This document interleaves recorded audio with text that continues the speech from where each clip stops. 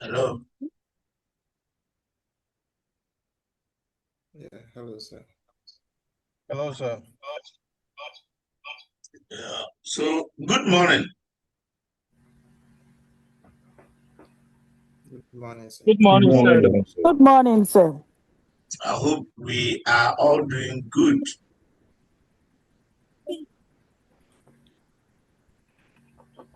Yes, please. All right. So, please, we all know the rules already. So, if you are not making contributions, answering questions, or whatever, please try to mute yourself so that we have an orderly session. But if you have anything to say, you can raise up your hand or you draw my attention, and then you have the opportunity to talk. So I think last week, was it last week we couldn't meet, right?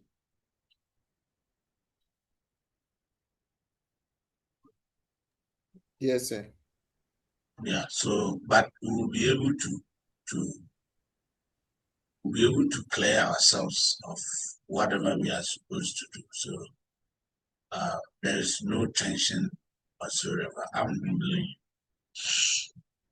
And initially I told you that normally this particular course, I don't just teach it and then leave. So normally I bring in a resource person, a data analyst expert who will take you through the practical aspects.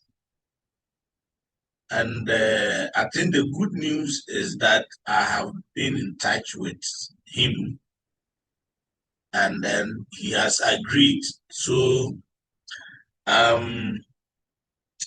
next week,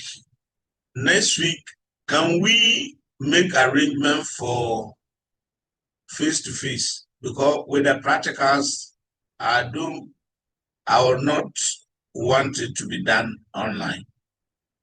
Class prefect. Yes, sir. Can we make arrangement for face-to-face?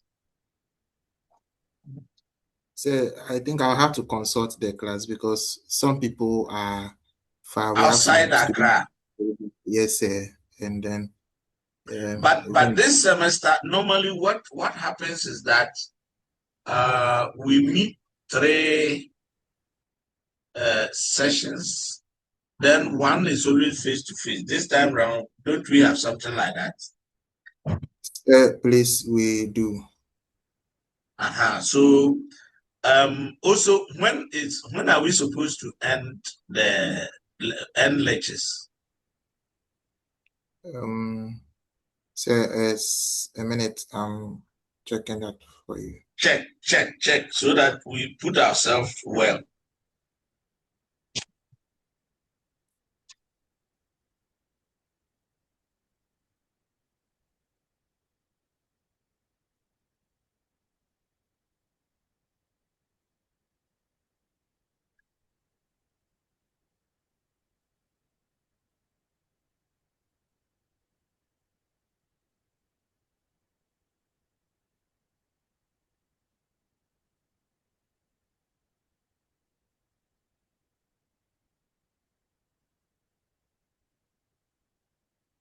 Hello, sir. All right, sir. Yes. So our face-to-face session will be on the 13th and on 14th of June. And our last online will be on the 6th and 7th of June. 6th and on 7th of June. That will be our last online session. And we said the face-to-face is where? And 13th and 14th of June. Okay. Um,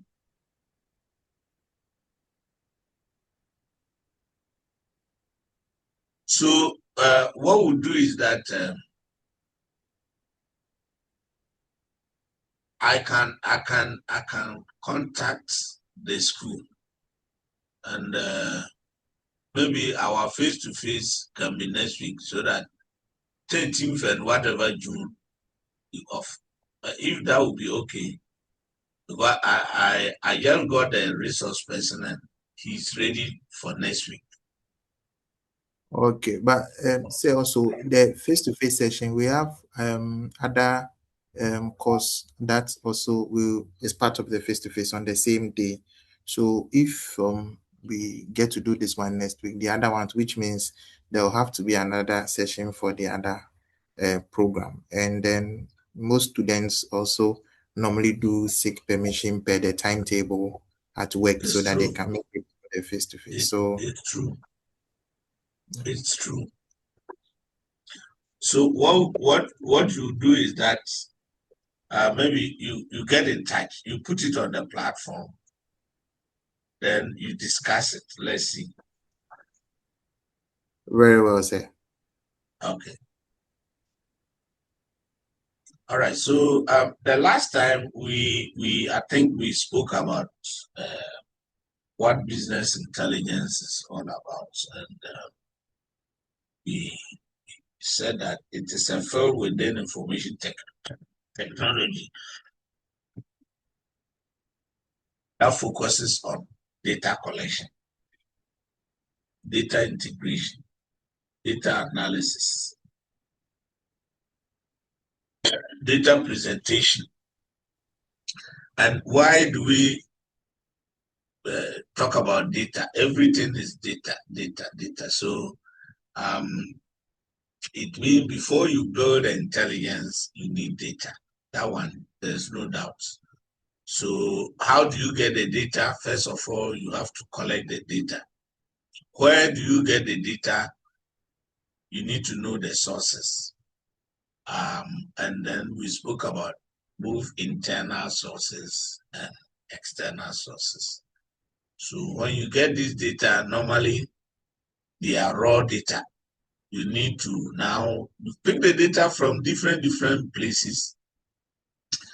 Then you need to integrate the data, clean it, so that it becomes something meaningful that you can use to carry out the intelligence. The intelligence here is just that this data will now help you to make fast decisions. You make decisions with precision.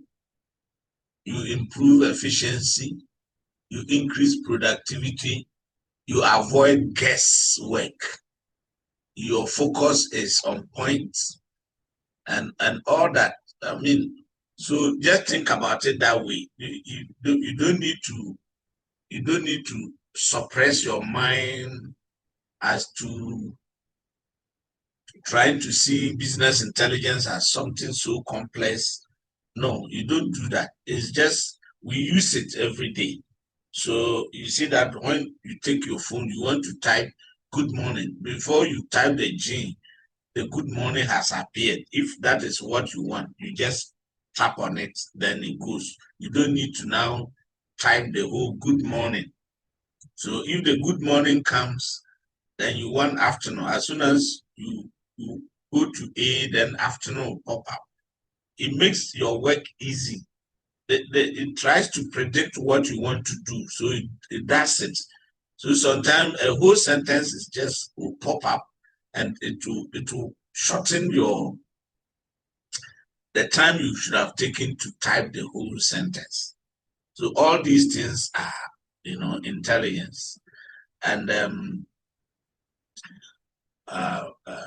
this raw data that you collect you may transform them into charts, graphs, and then other graphical presentations to help you make decisions. You can retrieve information easily, so you can make queries and all that. So just think about it that way. And the practical aspect is very critical, where you will be taken through the data aspect, how the data is derived, then how to clean the data, then how to build the presentation and all that and all that. So that is that. So the last time I think we got to a point.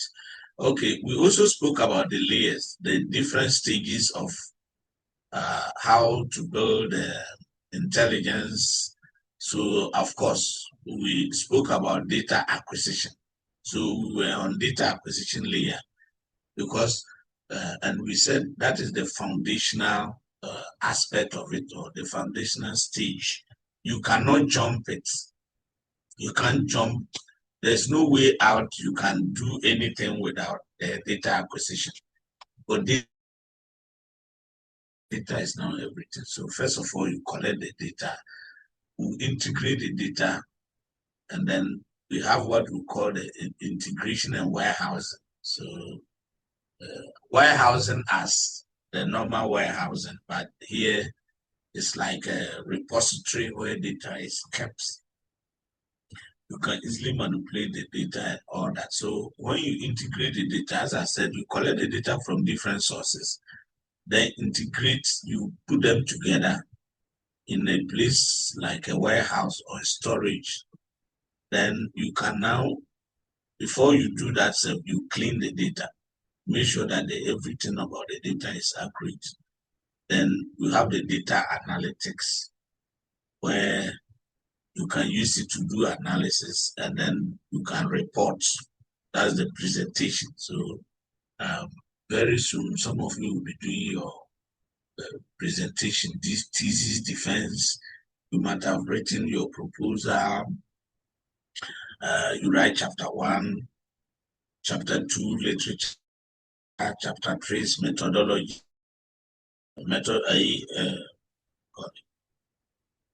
Data collection is part of the methodology. So you write methodology, how you collect your data, blah, blah, blah. You design your questionnaire. Then you take it to the field. Until you collect the data, there's nothing to analyze. So you go to the field, you collect the data, people answer between 18 to this years and all that. You come, then you clean the data, then you begin to now analyze the data. Then you can do the presentation where you use graphs, tables, and all that. It's just something like that. So when the practical aspect comes, you appreciate it. And I would like to say that when we are doing the practicals, please, you need to bring laptops. The last time, are you people following me? Yes, sir. Yes, sir. Yeah, the last time, so I don't understand. Somebody will be using a mobile phone. Please, when I'm teaching you some of these practical things and I ask you to bring laptop, just bring your laptop, open it, then you are doing it. You'll be doing it alongside the man. I mean, you'll be very patient. He's very patient.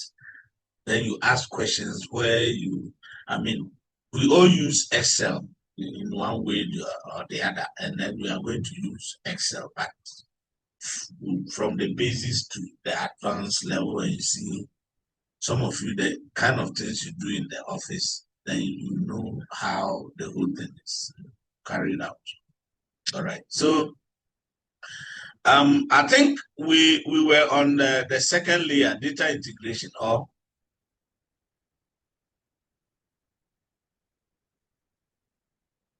hello? Yes, sir. Yes, sir. Okay, so data integration. Now I make the notes very easy to understand. So we are building on the first layer. So they are saying that after collecting data, raw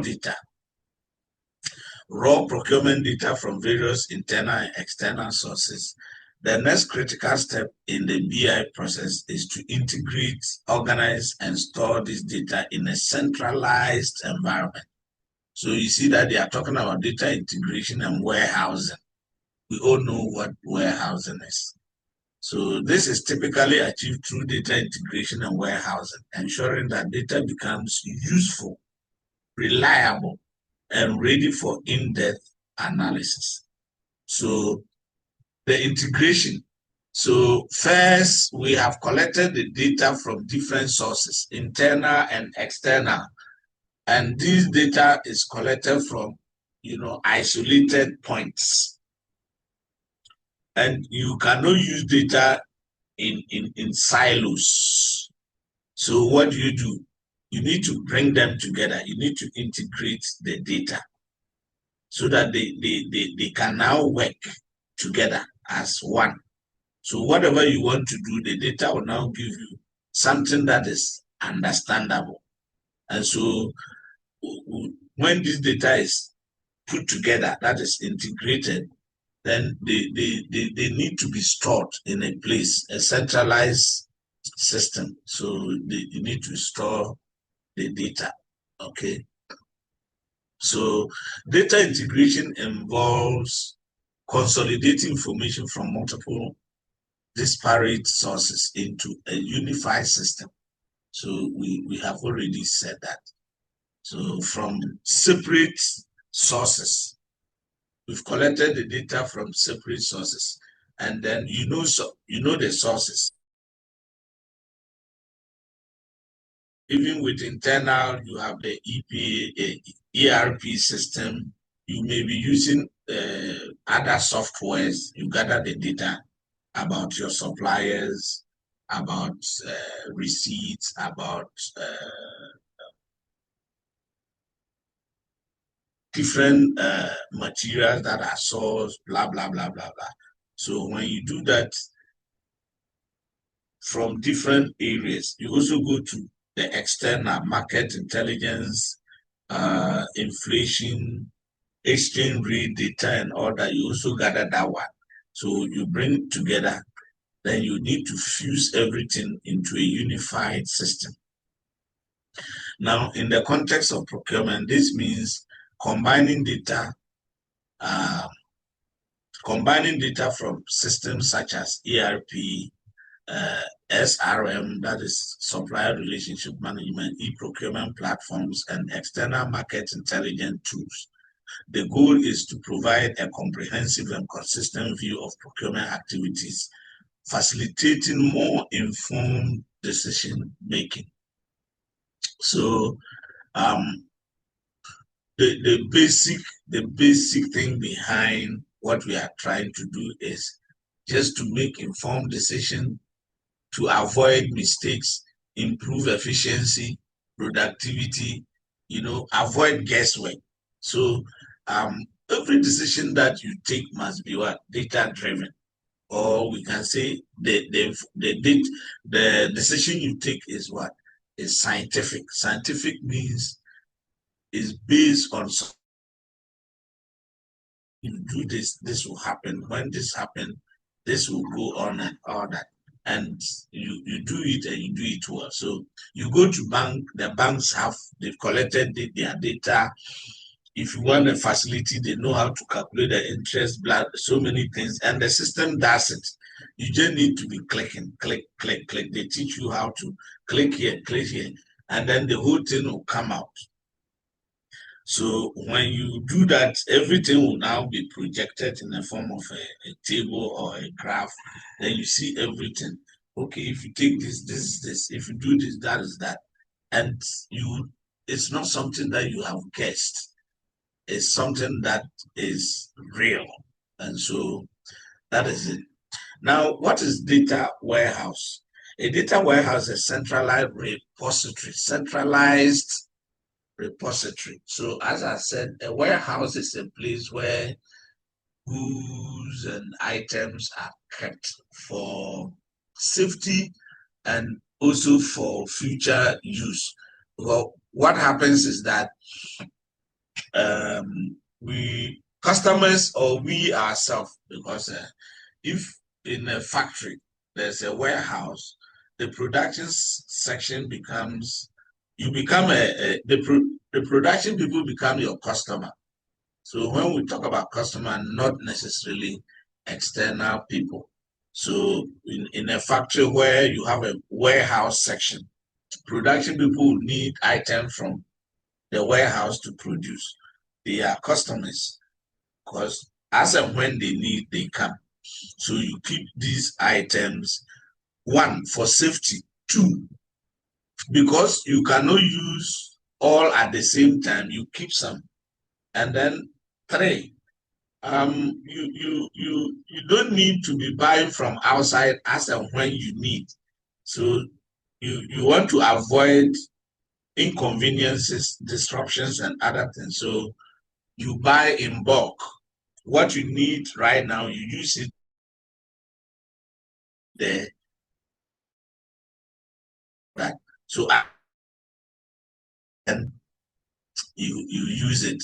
So in the same way, the data warehouse is just like that. It's a centralized repository. Repository is like a storage place where all the data is kept. So a repository that is designed to store integrated data from various sources. So that is the second stage. The second stage, you integrate the data, bring all the data from the various sources together. Then you store it in a centralized, system, which is the repository. And so we say data warehouse. Data warehouse. Now, unlike transactional databases that handle day-to-day operations, data warehouses are optimized for querying, reporting, and analysis.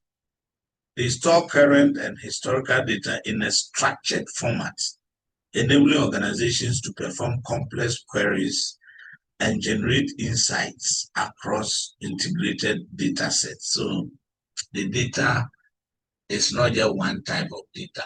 You can have regions, you have suppliers.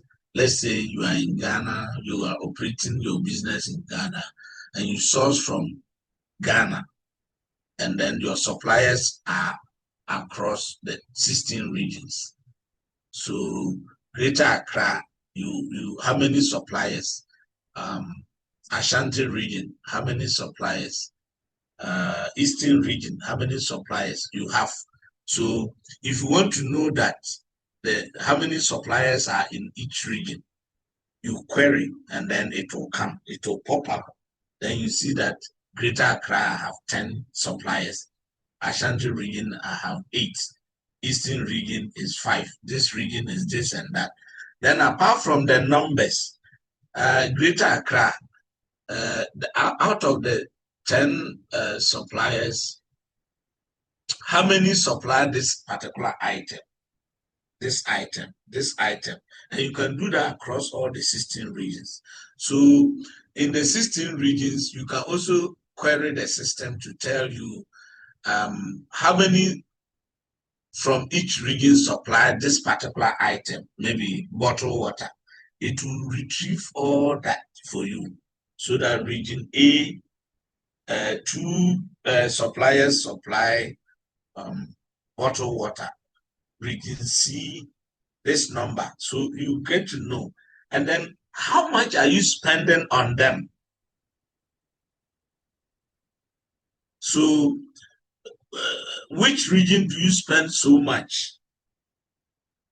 Which region do you spend the least?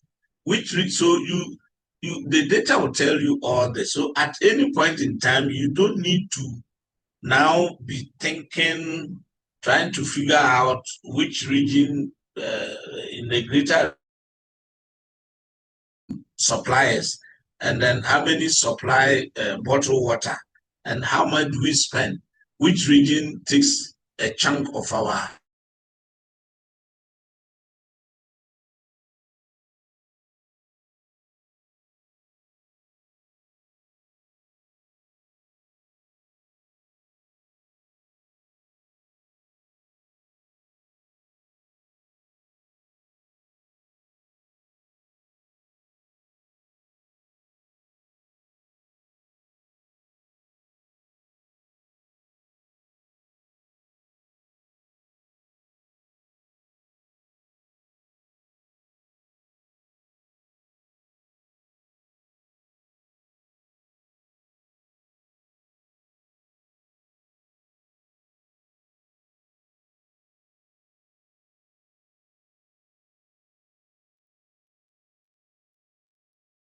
Hello. Yeah, dog. All right. So are you following the debate, the arguments? Yes, sir. All right. Yes, sir. So You are the which region? Okay. So you don't see this cause as something very strange. No, every day we do it. Just relax. And then let's try to know the stages of building business intelligence, the stages. First, you must gather data. What are the sources? We have both internal and external. Then after you have collected the data, you need to bring the data together. That is, you integrate it. And then when you integrate it, you design a repository. A repository here means like a warehouse where you store that data. And data is stored there. So each time you want, you go there to retrieve, depending on what you are looking for. So that is it. Now, what is the importance of data integration? Now, procurement data often resides in multiple systems, leading to challenges. So you, maybe after today, I'll give you a case study. I'll give a case study. You go and then try it. Maybe later we can all try to see how we can resolve the issue, because you'll be given that scenario and then we look at it.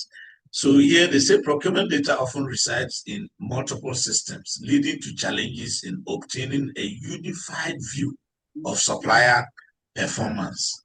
So this is a problem. Yes.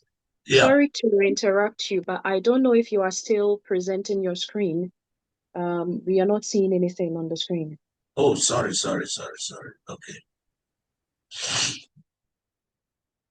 I think I went off, and that could be the problem. So.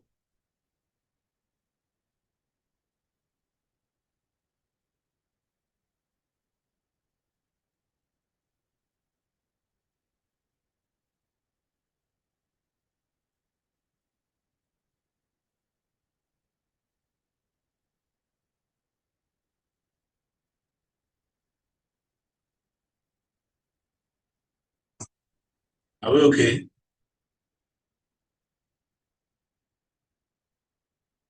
Hello? Yes, Doc. It's okay. You can see it now. Yes, please. All right. So importance of what we are doing in procurement. You see, data, procurement data often resides in multiple systems, leading to challenges in obtaining a unified view of supplier performance, spending patterns, and risk exposure. Data integration and warehouses address this challenge. Okay, so this is a problem. And when you are given the case study, you get to understand it better. You get to appreciate it better. So before you build a business intelligence, they are saying that you may have procurement data scattered across multiple systems. And when that happens, you are confronted with a problem, because the data is not unified. It's scattered across multiple storage areas.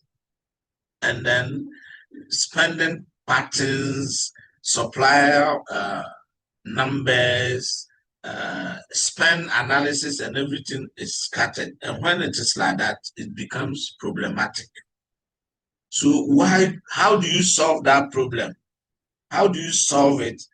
You can only solve that through data integration and then data warehouses. In the situation where your data is scattered, let's even take it that you have gathered your primary data. You have collected your data from various sources, and it is not integrated. And most procurement organizations today, that's how it is. If it is not integrated, it means supplier performance is sitting somewhere, spending patterns sitting somewhere, risk exposure is somewhere, supplier evaluation criteria somewhere and all that. And this is problematic. Now, how do we solve this problem? You need to integrate the data and then find a centralized system to store the data, which is the data warehouse. Now, they are saying that data integration and warehousing address these challenges, the challenge that we have mentioned about data silos. Now, it will address it by providing a single source of truth. So what we call the single source of truth, that's integrating data from various sources, ensures consistency and accuracy, reducing discrepancies and enabling reliable analysis. Okay, so we to avoid that, you need to integrate the data to provide a single source of truth. Single source means you have just a particular base, okay, from which you can retrieve all the data. And when you do that, it ensures that everything you do is consistent and it is what? Accurate. Okay, so you can now have a reliable analysis. If the data is not if the data you have collected is not clean and the integration process is not also properly done, you may at the end of the day get wrong analysis, because you know that addict, they say garbage in, garbage out. It is even like AI. AI, there is something called prompt engineering, which I train people in prompt engineering. So you learn the language of the AI. So any information you want, you have to input the prompt. You have to craft the prompt. And then based on what you prompt the AI, it will generate a feedback. Now, if your prompt is wrong, it will give you wrong answer or wrong feedback. And so it is important that you do the right thing from the onset. You did the right thing from the onset. Okay. Now, single source of truth in procurement refers to a centralized, trusted repository of data where all procurement-related information is stored, updated, and are accessed consistently across the organization. Hello, Doc. Yep. Sorry, my hand is up. I want to ask one question on multiple data sources. I want to know, how do we segregate data from multiple sources? How do you segregate it? You segregate. Hello? Yes, please. Yes, please. Do you mean to segregate the data? Yes, please. You see, when we get data from multiple sources, and I'm asking, how do we segregate it? You mean after you've collected the data from different sources? Yes, please. Yes, please. We are talking about first, you collect the data from different sources. Then Yes, we please. want to integrate it into a particular centralized system. Okay. We are not talking about segregating again, because we have collected the data from different isolated places. Okay. Okay. Yes, then sir. we are bringing it together. But in computing, there is something called partitioning and whatever. But I'm not a computer expert. But what we are doing here is not to segregate. Okay. Okay. And with the repository, the warehouse, even let's take the physical warehouse. In a warehouse, you don't just put goods anyhow. Sure.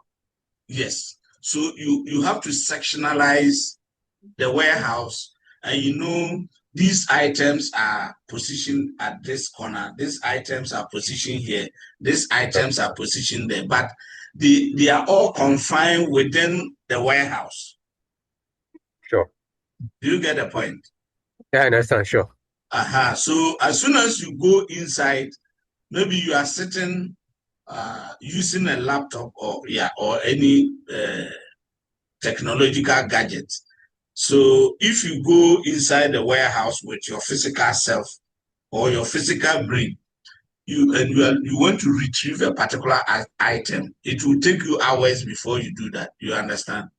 Sure, sir. Sure. But because everything is integrated in a repository or centralized system, you go to that system or that database, and then depending on the query you give to the system, it will quickly direct you to where the items are. Sure. Okay. So even though we are talking about integration of the data, you inside that integrated system, you have supplier performance as an area, maybe a data cube. Then you have a spend analysis also somewhere. Then you have supplier numbers, the regions. Everything is put in a form of cubes, but it's in the same warehouse. So depending on the query that you give to the system, it will quickly go to what you are demanding and then retrieve it for you, so that you don't query for supplier performance, then it will bring you a spend analysis. Okay. Very well. Please, your name. My name is Obed Davido Siame. Hey, let's end it at the do. Sure, Obed Davido. Yeah. Later on, Sure. we'll add the rest. Sure, sir. Sure, sir. Most grateful. So if you even take the single source of truth and then you try to understand what it is, it says that in procurement, it refers to a centralized, trusted repository of data where all procurement-related information is stored, updated, and accessed consistently across the organization. Okay, so take it like this: in a warehouse, you don't just put everything together. The warehouse is sectionalized depending on the items. Okay, depending on the item. So if you want item A and you go there manually, you may roam the whole day without finding it. But as soon as you are using technology, as soon as you mention item A, quickly to take you there, then you retrieve your information and all that. Okay, are we okay? Yes, sir. Most grateful. I'm okay. All right. So thank you I think so much. I have some I don't know whether I should. No, it's not here. Maybe we are yet to get to that particular point. So let's move on. Please, any other? Yes, Doc. Yes. Yes, still on the single source of truth. You're talking about having a database that allows you to store your data. But I have a question with regards to having the data updated. Once you update the data, does it mean that all the data that you have gathered initially would be lost, or does it allow for an archiving session as well? Yes, so that you can trace to other previously used data, so that you can still trace to previously used data. For example, if you talk about updates, please, your name. Fiona Lai. Okay, Tiona, let's take it that you are working somewhere. Where do you work? Any Ghana. Any, okay. The oil company. Yes, please. I'm doing energy law, and then we've been hearing a lot of any tallow and co. All right, that's fine. So from time to time, let me use this example. From time to time, they employ people in your organization, right? It's been quiet for a while now. No, but I'm just trying to say that every organization, they keep employing new people, right? Yes. And then people also keep leaving the organization either through death, pension, or somebody wants to, or somebody has got a better place and he wants to go. That also happens. Yes. So if a new employee is appointed, your database will be updated. Yes. Updating it means there is an additional employee, but all the other employees are still intact. It might seem so. I'm asking this with regards to our data protection law as well. So Yes, if we are to hold on to the data, what are the implications of that? However, when we are talking about suppliers as well, okay, for us, for instance, once we are going into a contract with you, your data is held by us till the life of the contract runs out. exactly. So once we are building a single source of truth, my question here is that the data that we have gathered over the years, will it be lost or will it be archived? Or once it is updated, it is automatically lost? No, that would depend. But let me just finish with what I was trying to say. I'm just trying to create a scenario that maybe at your workplace, the procurement section, HR section and order, you have a certain number of employees. And then I'm saying that from time to time, you employ new people. Some people leave, others are promoted and all that. Each time something like that happens, you update, the system is updated. So for example, a new employee is appointed. So you update the data. Somebody has left. You need to update. Otherwise, later on, you may not know the accuracy. And the single source of truth is just like one point, a particular room where you have all the data stored, or you have a warehouse. It's just one building. But when you go inside, you have different information. As and when a material is taken out, is updated. As and when a new material comes in, is updated. I don't know your system actually, but what I'm trying to say is that for example, you talk about having a contract with a supplier or a vendor. So the contractor has a lifespan. Maybe you engage the contractor or the vendor for, let's say, 2 years, let's say 3 years. Then when the time expires, you are asking whether that data is vanished from your system. Is that what you are saying? Yes, please. Yeah, that one will depend. It will depend on maybe you say that contract expired. So contract expired, but the data may be sitting there, but you don't use it. Maybe in the past, if you want to retrieve information about past contractors, then you may go and say that you are looking for all expired contracts. Then those ones will come back. But this one depends on maybe the organizational goal. But if I have an organization and I have data of that nature, I may not want that maybe when your contract expires, then your data is automatically, deleted from the system. One day you may be looking for the same contractor, maybe some years to come. But that one is dependent. I don't want to say yes or no, depending on the particular circumstances surrounding how you build your data. Have I tried my best? Yes, Doc. Thank you. Okay. All right. So when we say data is updated, what it means is that if a new supplier is engaged, it means you go into the data and then you enter that. It means it's updated.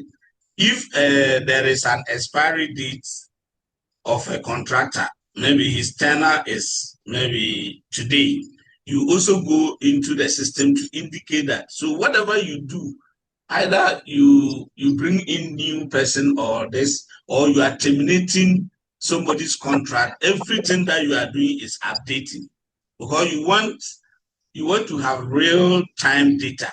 So at each point in time, you know exactly what is contained in the data. So data updates are very, very important. Otherwise, somebody has been terminated, you don't update it in the system, then somebody goes there and you still be engaging that particular person whose contract has been, terminated. So we are saying that we have one, repository where all the data is kept, and then each time anything happens, you update the data. So that is the meaning. Hello,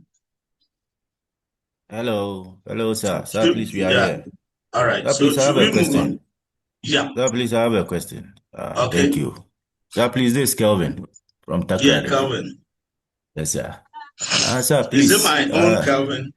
Yes, sir. Your own Kelvin. Your own All Kelvin, right. sir. Thank you, sir. Sir, please, I would like to know how this SSOT will be able to support transparency and accountability in the case where a false information is given at the early stage. Because from what you've just made us understand, it's like the data, once the data is consumed or is taken, you depend on the various data to accumulate. So how is it going to support this transparency? Yeah, so that is very, very, very important question. So, initially we were saying that data collection is the foundational stage. And any mistake at that particular stage will affect the rest. Whatever you are doing up to the final stage, if the first stage you input wrong data, you don't expect to get accurate analysis. That fact is there. Now, you are talking about flagging, or are we? When I say flagging, do you get it? Yes, sir.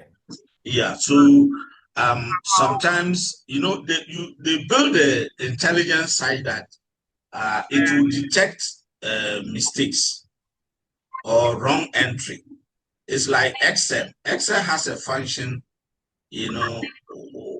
where they will, I don't know the word to use. They will pre-inform Excel about some things that if not A, it should be B. So if later on the Excel is programmed in that manner and you want to enter data, there will be a pop-up. And that pop-up is like a flag to tell you that maybe you must enter this before this. Or let me use this example. When you are filling a form, there are some questions or statements that they put red asterisk. You see that? And something like that is a requirement. You can't escape it. If you don't fill it, you can't go to the next one. So with the flagging, if your data is not accurate from the onset, all the analysis, all the graphs, the presentation that you'll be generating will also be wrong. So let's get that one right. And later on, we'll get to a point where you see that the data will be built such that you can't spend outside the budget. the agreed budget or the predetermined budget. And, sometimes we are human beings. So there's something we call maverick spending outside the budget. So when you get into the system and maybe you have a stated budget for a particular item or particular supplier, then maybe you've forgotten you want to do something outside, the system will flag. The system will flag you so that it will avoid you from doing something that you have not initially planned. But the short of it all is that if you get the wrong data from the beginning, for example, you are Kelvin and I'm inputting your data, maybe you are a student, you have been admitted, or you have been employed in a company and they want to key in your bio, and then your date of birth is maybe 1st June 1950 something, whatever. Then you make a mistake and then you state that 1st June 1970, and they key in that particular information in the system. It means you can go there if they are using your date of birth as criteria to retrieve your information. Each time they key in your real date of birth, your information will not pop up because you gave them wrong information which they have inputted into the system. But if you give the accurate one and they were to use date of birth as the criteria for retrieving information, as soon as they enter that, then it will pop up. It's like your ID number. You all have ID numbers. And so when you write your exams, it is your ID number that we use. We don't use your name. So if, for example, you provide wrong ID number and then I use it, so I will not be wrong because you have given me that number, but we have inputted that number into the system. But what the school gave you actually is not what you gave. Even though your results and everything will be there, you cannot retrieve it. So the point we are making is that don't start with wrong data. If you start with wrong data, everything else later will also be wrong. Okay? All right. Thank you, sir. Thank you very much. All right. Hello, sir. Yes. This is Daniel. I also have a follow-up question to what my brother just asked.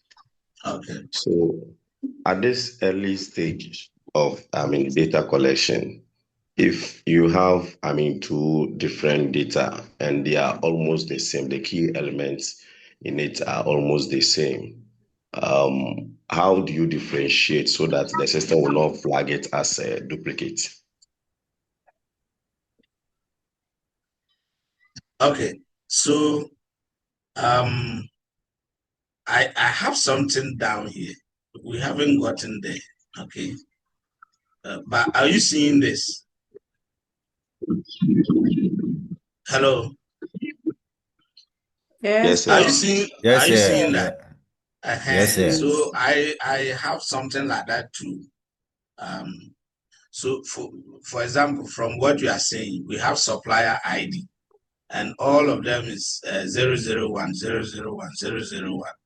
Supplier name is ABC Limited, ABC Limited, ABC Limited. Region is what? Accra, Accra, Accra. And then we have products, laptops, printers, toner. Have you already seen a problem? Yes, Doc. What is the problem? The data look almost the same. Yes. So if you say supplier 001, the name is the same, the region is the same, it's the product that are different. So how will the system be able to differentiate whether when you enter 001, whether it is laptop you are looking for, or it is printers, or it is toner? Do you get the point? Exactly, Hello? sir. Yes, But the second one, you have decided to avoid that problem. You bring product ID. So PO1 represents what? Laptops. P02 represents printers. P03 represents what? Toners. Have you seen the difference? Hello? Yes, Doc. Yes, Doc. So when you do this, it means you are giving unique numbers to the product, even though it's the same supplier who supplied these various products. But now assigning product IDs, you go to supplier, the same supplier. Then when you type P01, it means you are looking for laptops. But the first one, you see the problems. You type 001. The system will not be able to tell you which product, which specific product you are looking for.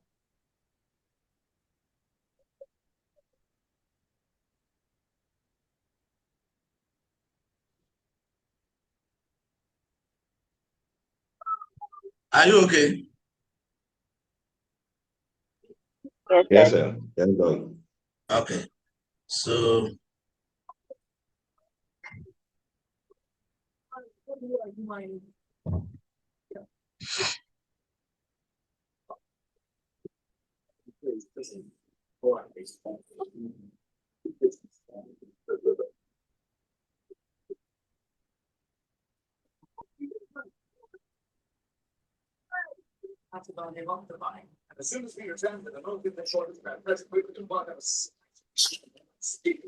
don't hurt all over your lips.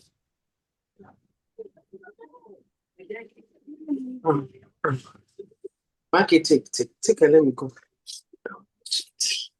please kindly mute yourself, all right?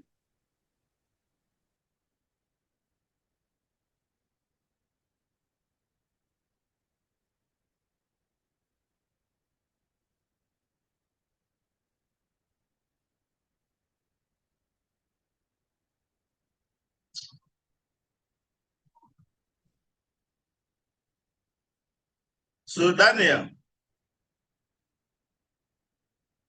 Yes, Doc. are you okay? Yes, Doc. Yes, Doc. I'm okay, sir. So what is happening? Okay, so let's move on.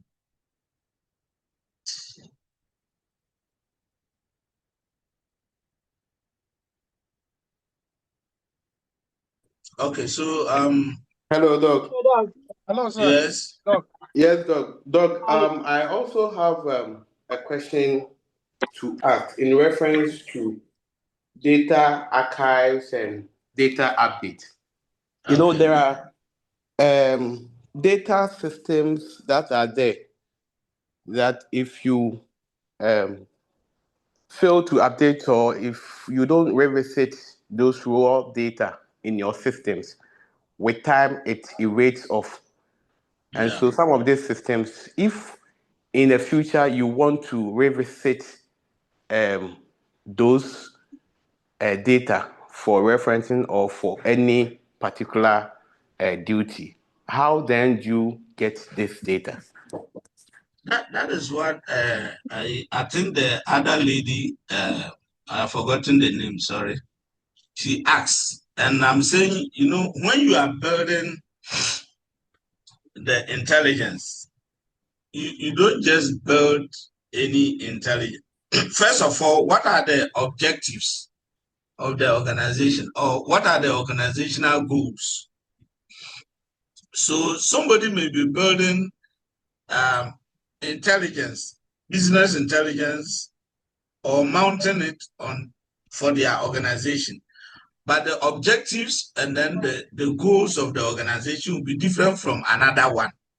So, for example, For example, you are talking about data archives and the fact that if you don't visit some data, with time they evaporate. Let me use the term, loosely.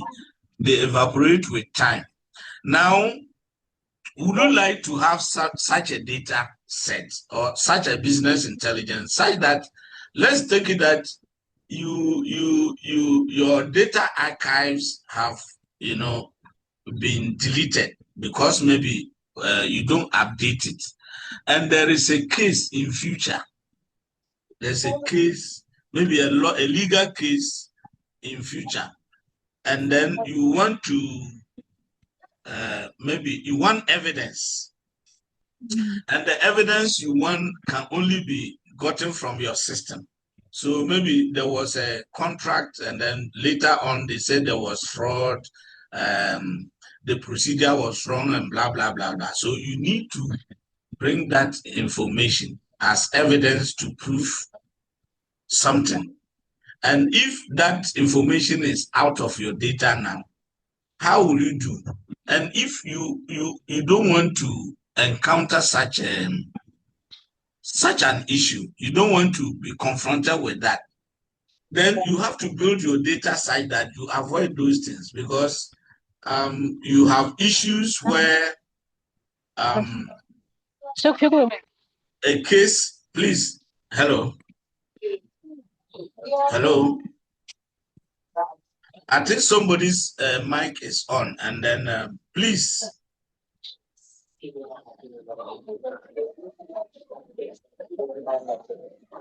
Hello.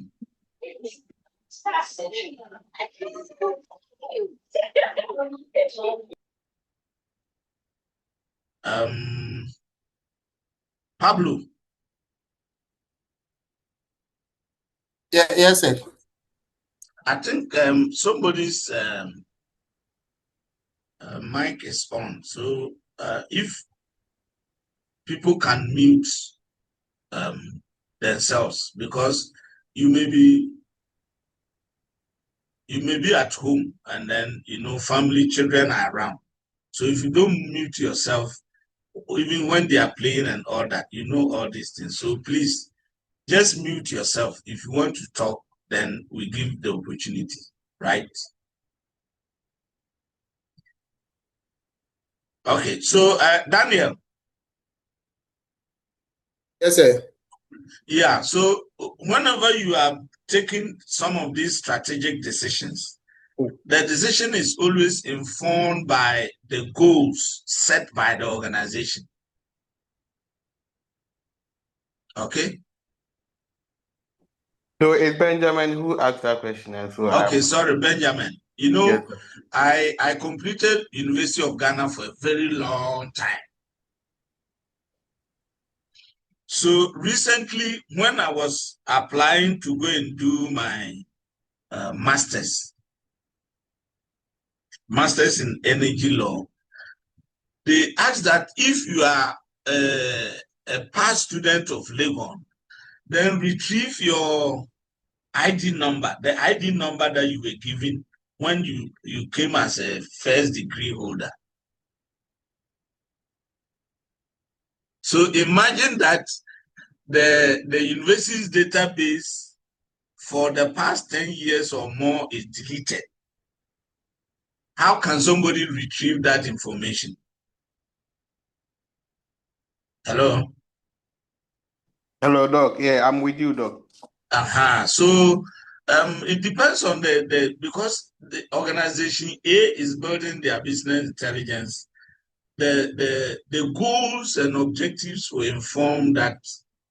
It will inform how it should be built. Organization B is doing the same thing. So I cannot say that A or B, but I'm giving an example of Legon that I finished long time. I'm applying, and the requirement was that if you are a past student of Legon, then you need to use your original ID number. So it means we have maybe 20 years, 30 years, or whatever years, people's information is still archived in the database. And so at any point in time, you can retrieve them for future use or whatever. But it depends on the organization. But in any case, I was just giving a caveat that let's assume you build your system side that after every 5 years or 10 years, if you don't use or update the system, data is deleted. Now, what if there's a case, everything is done, but in some years to come, somebody has raised an issue, and then you have to go and bring evidence. And if by then the data is deleted, that particular information is deleted, how do you solve the problem? So if you are building a system and you have all this at the back of your mind, I think you will build it in a way that will avoid this challenge. But otherwise, you may also build it in a way that maybe after some years, you want to free your system or something. So data should automatically, be deleted. It's like you MTN SIM card or the telecom, the SIM card and things, or even your email address. If you leave it for a very long time, they may deactivate it. So that is their system. So they build it that way. So if you don't use it for up to a certain number of years, then they may deactivate it. All right. All right, Doc. Thank you very much for. Okay. So another key thing is it enhances data quality. Integration. The integration process involves data cleansing and standardization, improving the overall quality of data used for decision making. When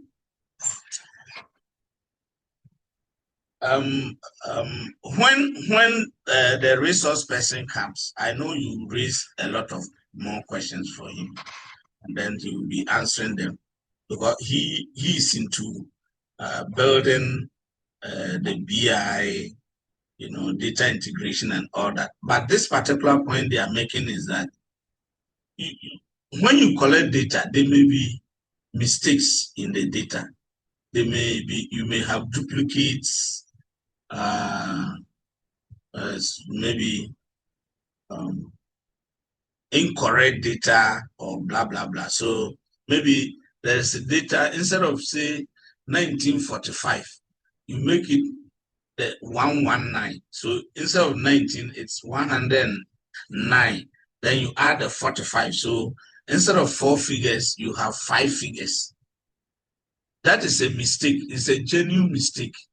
So if you don't correct it, and then the system picks it, that is 119/1945 instead of 1945.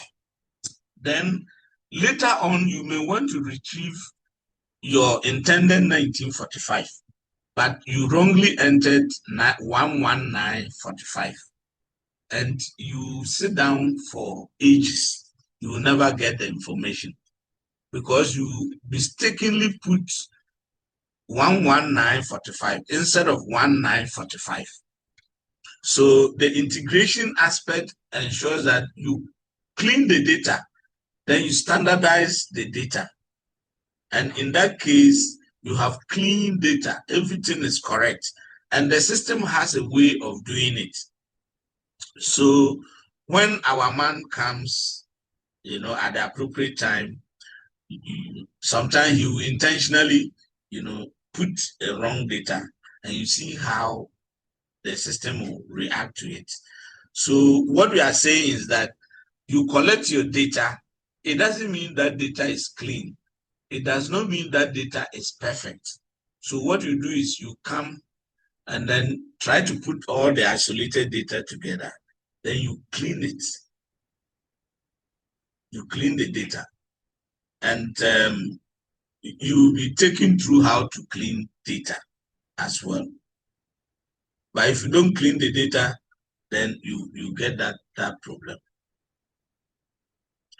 So data, the second part, they are talking about the importance of the second part, that you've collected data from different sources, you integrate it, you put it together in a warehouse sort of, and then they are trying to tell you that that warehouse is the single source of truth. So everything now is put in there. And when that happens, the data is clean, is standardized. So you go there, you will not have any problem of retrieving. But if you don't, then there will be issues. Very soon you go to the field. I know most of our students here, you guys, I've never, since I've started teaching, I've never seen anybody using secondary data to do his thesis work. Everybody designs questionnaires, go to the field, collect data, and blah, blah, blah, blah, blah. So you may go to the field and collect data, and then in the data collection, the age, somebody has put 15 years. But you know, in collecting data, normally it's from 18. The age is from 18 to, but by mistake, somebody wanted to write maybe 25 and he puts 15. So when you come, if the system is sharp, the system knows that it should be from, what do you call it, 18 years and above, but you have 15. So if you don't clean the data to make it the accurate one, and then you input the 15, you go to the system, you are dealing with 18 and above years people, then you go and see that there's a 15-year-old person there. So how come that data entered? And because of that, your information that you'll be generating, the analysis that you do, the output will not be accurate. So we are saying that collect data, fine, accurate data. But after you collect the data, to ensure that the data is accurate and then standardized, you need to cleanse it. And that is another step of, building the business intelligence.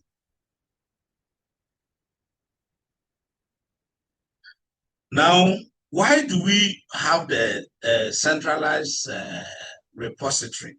It allows for the application of advanced analytical techniques such as predictive analytics, machine learning, and uncover insights and trends.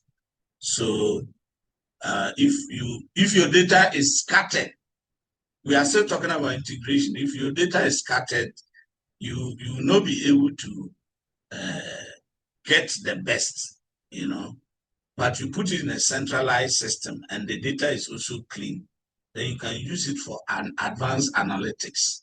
You can predict, you can diagnose. Later on we have all these levels of analytics where you can diagnose a problem, you find out there is a problem, what could be the cause, then you can find out, you identify the cause, so descriptive, then predictive, then you can also diagnose. Okay, so descriptive, diagnostic, predictive.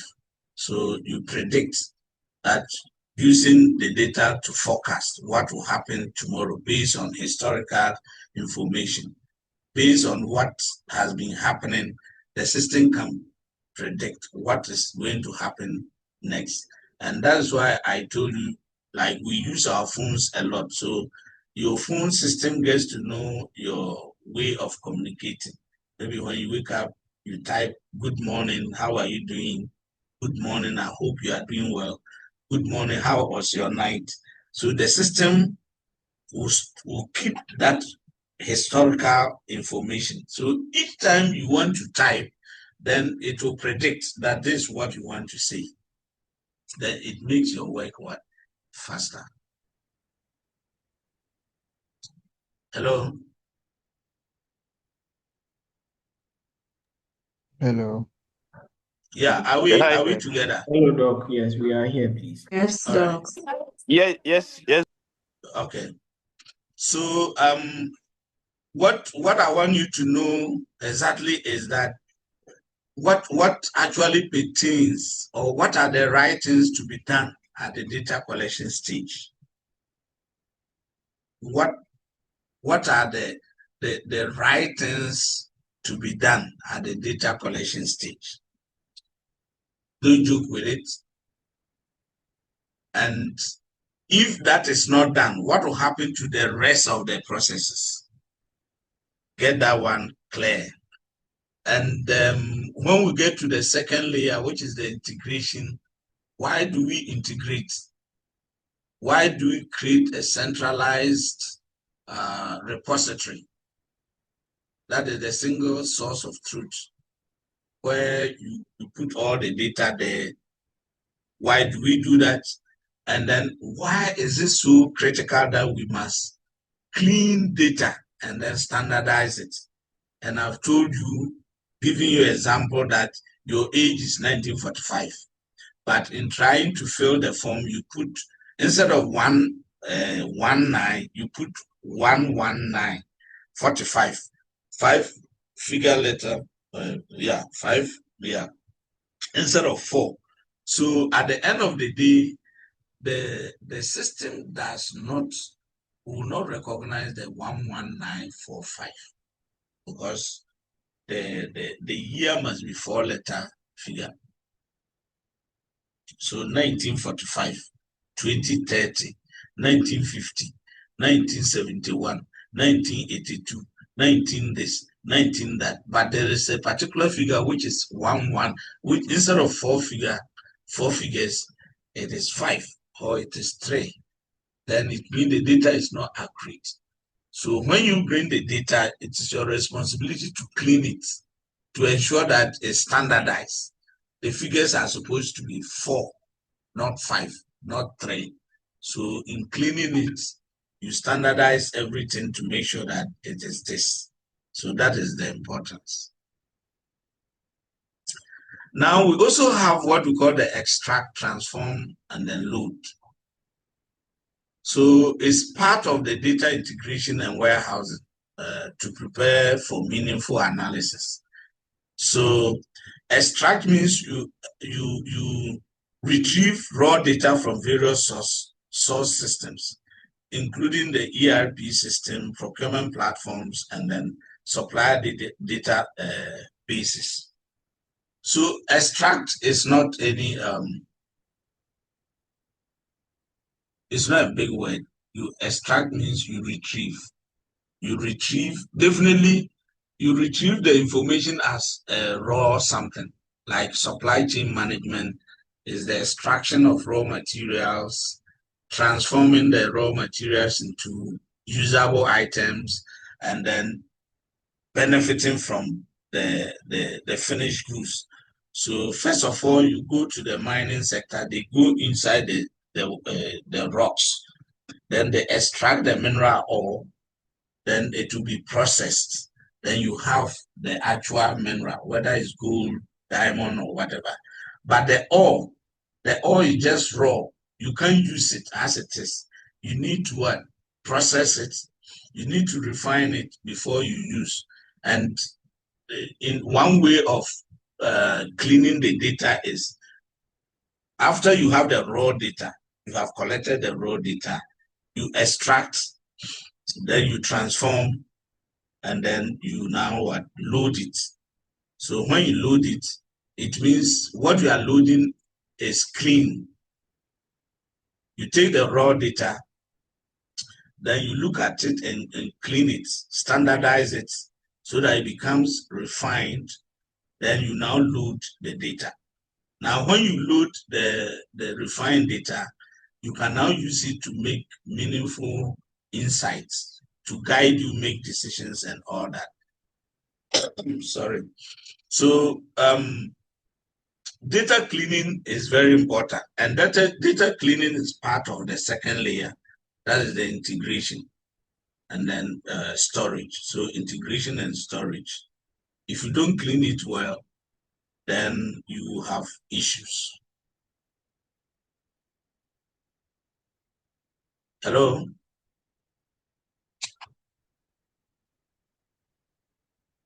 Hello, Doc. We are here. Are we together? Yes, Doc. Yes, Doc, we are here. Okay. We are with you.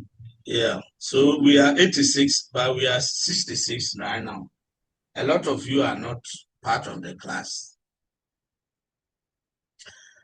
And so, as I'm saying, your focus is at each stage, what must be done right?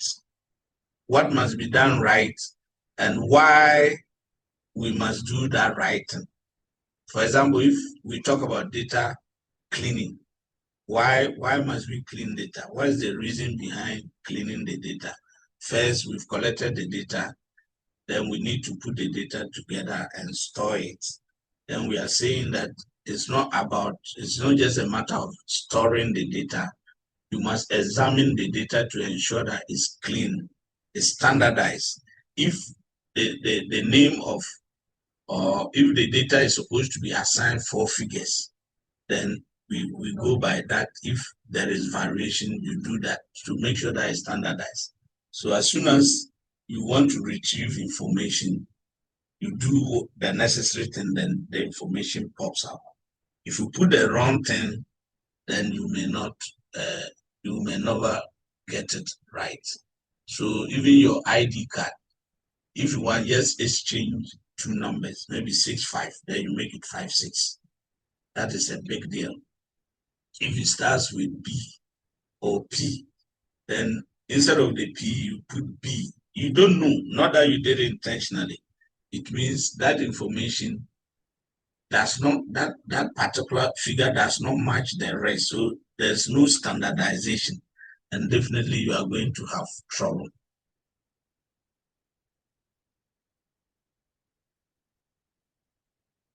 So key integration concept in procurement BI.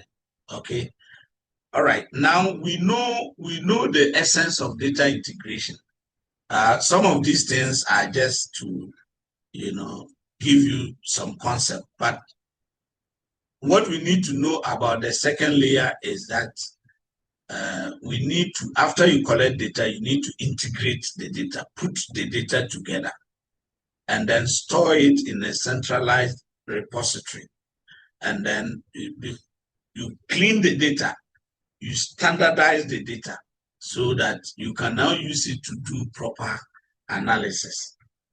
If the data is not standardized, if the data is not clean, it means you'll be making a lot of mistakes, or whatever feedback you get will not represent the true thing that you are talking about. You write 6 million. A particular contractor, every month you spend at least 6 million, or on average you spend 6 million on the contractor every month or every quarter or whatever. But in entering the data, you mistakenly put 600,000. You put 600,000 as against 6 million. So if the system is already built, it will flag.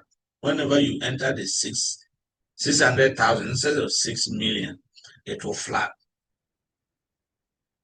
It means you've already built the system, and then maybe you say you need suppliers who spend at least 6 million every quarter. That's the query. Supplier who spend, or the supplier will spend on average 6 million on them every quarter. Then it will retrieve all those suppliers. But if there is a mistake in your inputs, you may not get a particular supplier. Maybe there are 6, but you get 5. It means there is a problem. So the essence of data cleaning and standardization is very important. Okay, so I think these tables are just trying to let us know. I think Benjamin asked a question earlier, and so I put this to solve that problem. So supplier ID, maybe this particular supplier is in Accra, so we assign the same ID to that particular supplier. So each time you see 001, it means Accra supplier. So now this particular supplier supplies laptops. The same supplier supplies us with printers. The same supplier gives us tuners. And that particular supplier is the Accra supplier. Now, if we do not make proper, we do not standardize how we name maybe the laptops, we don't assign any ID and then we leave it like this. Each time you type 001, which particular product are you looking for? Fine. The company's name is ABC Limited. The company is in Accra, but the company supplies 3 different products. So if you type 001, what product are you actually looking for? The system is confused and you'll be confused. So to avoid that, you come and say that product ID, when we have P01, it means laptop. When we have P02, it means printer. P03, it means toner.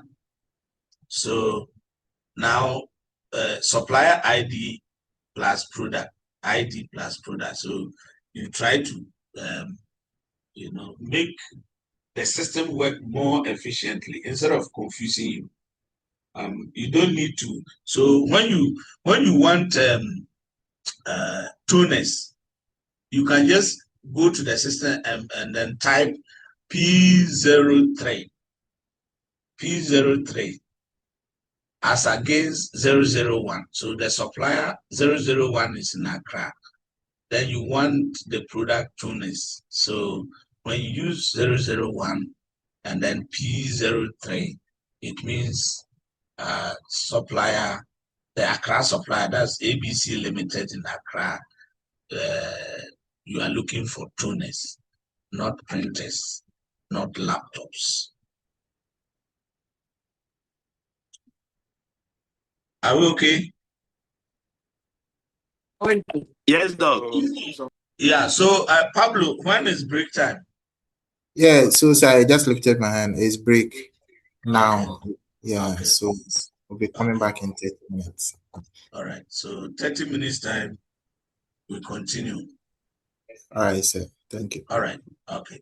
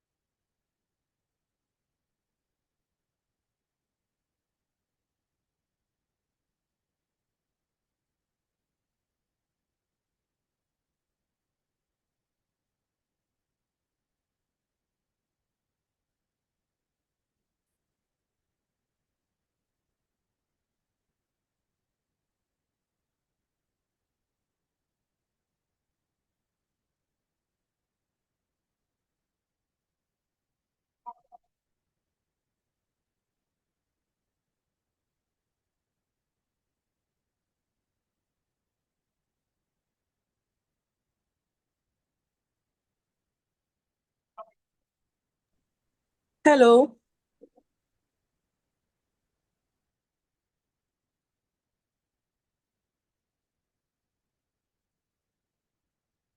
Yes. Hello. Friend. Is it break time? Yes, it is.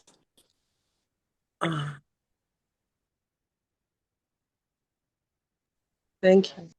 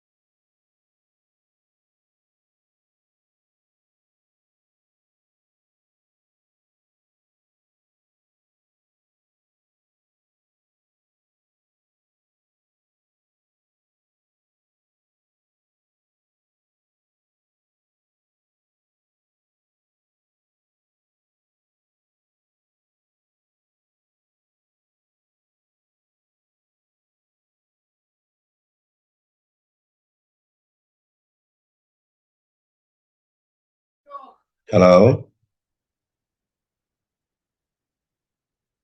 Yes, are you back from break? Break is still not over. It's still not over.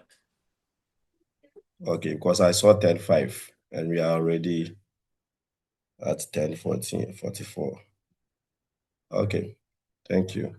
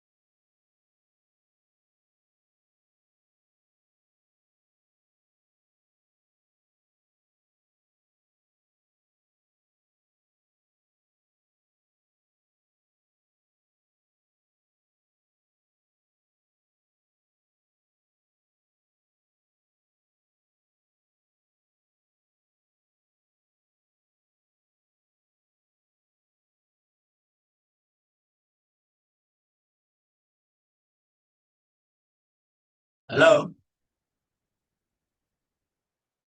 Hi. Are you guys back? Hello, Doc. Are you guys back? Yes, we sir. are back. We are coming together. All right. So give me just some 5 minutes, okay? Okay, Doc. All right.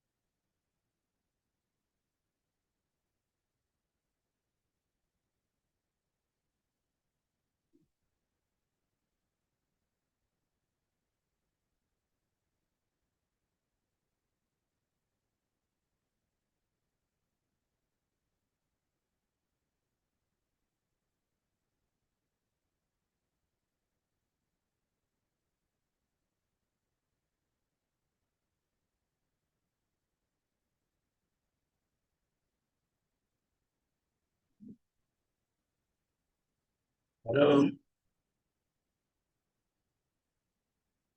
Hi.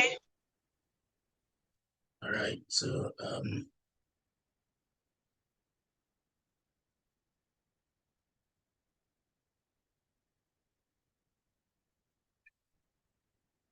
all right. So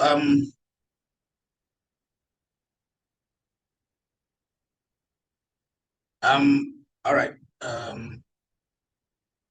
So we want to get to the third layer, right? So we've seen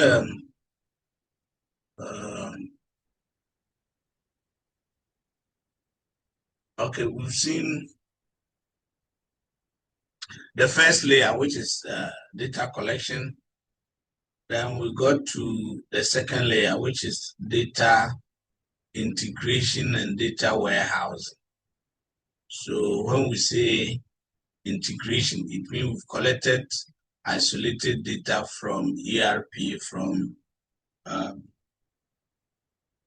SR, from other sources, both internal and external.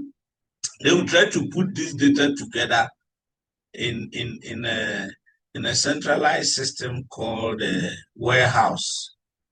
Okay, single source of truth. And then we are saying one key components of the data integration layer is you must clean the data. It's like you went to gather mangoes. Naturally, the mangoes are falling from the tree.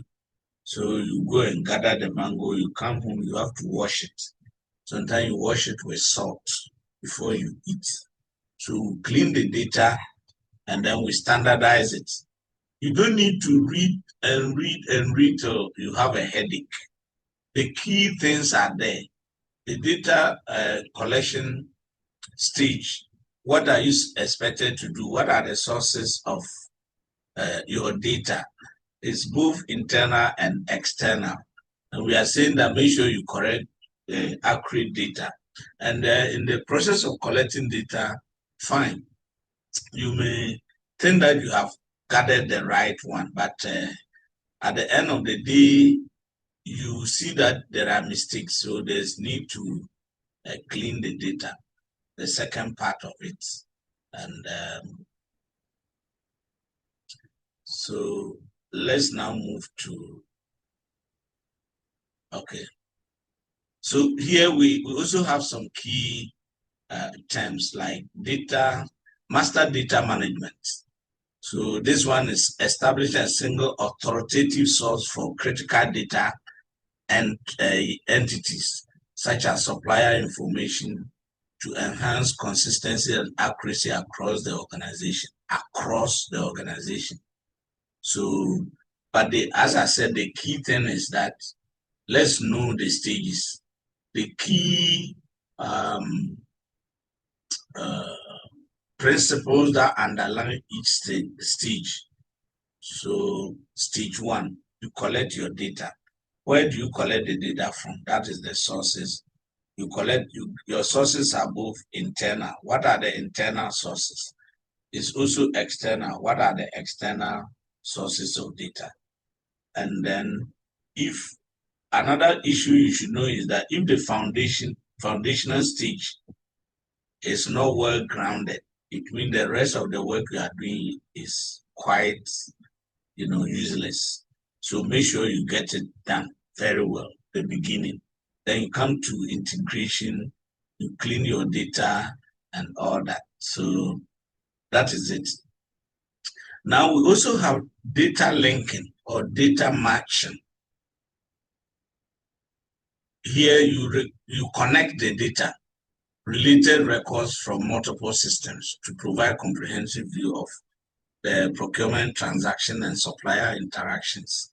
So related data, supplier database, what happens with the supplier? What are the key related information about supplier, items, region, and all that? So you link the data up. And then, as I said, when the resource personnel or the resource person comes, he will show you how you link all the data.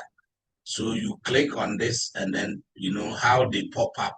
and then you data linkage. So you get all this. But as I keep telling you,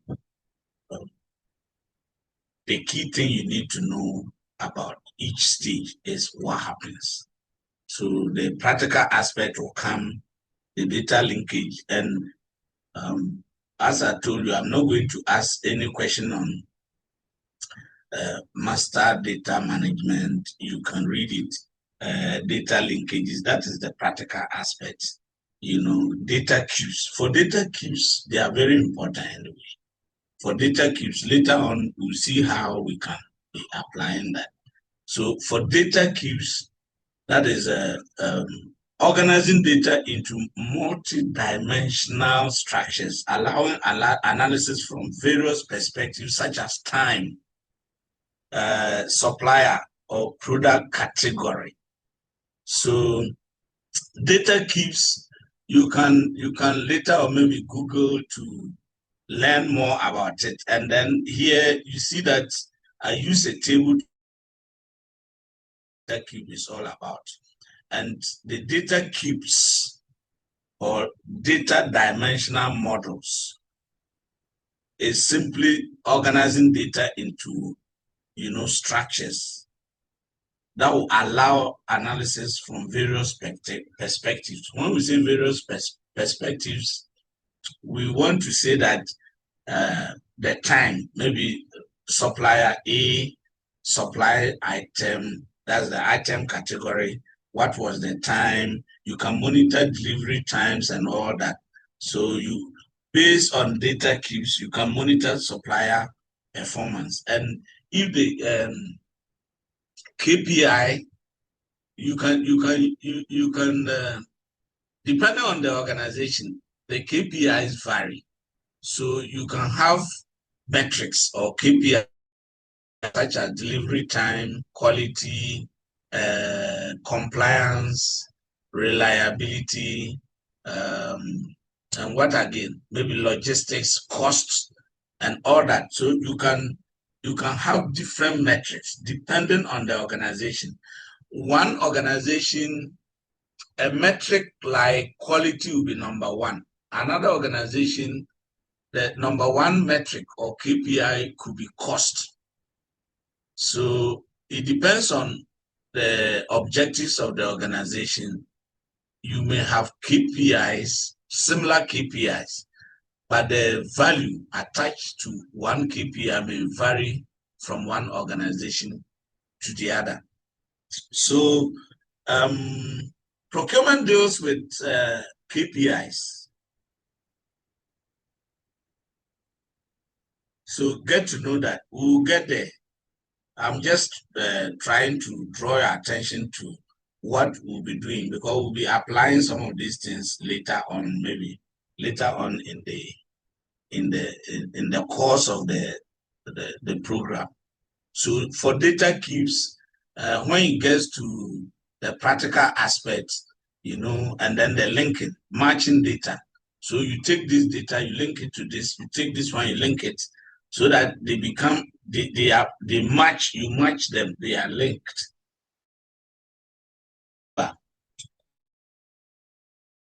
Making very comfortable and then very fast.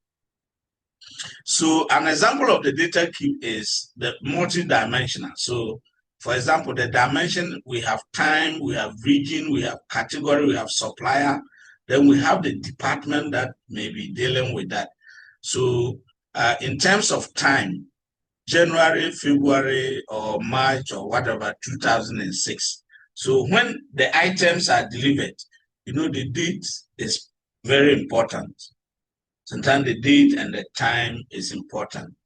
Tomorrow they arrive, or today different categories of items will arrive at different times, but that will be maybe May 2026. And then one arrive in the morning and all that. Then the region could be Accra, Kumasi, or Takrade. But this the regional groupings in Ghana. But globally, normally when we say region, the whole West Africa can be one region. North Africa is a region, Central Africa is a region, East Africa is a region, Southern Africa could be a region. Then you can take the whole of Europe as a region, Southeast Asia as a region, Eurasia. So when we talk about regions, it depends on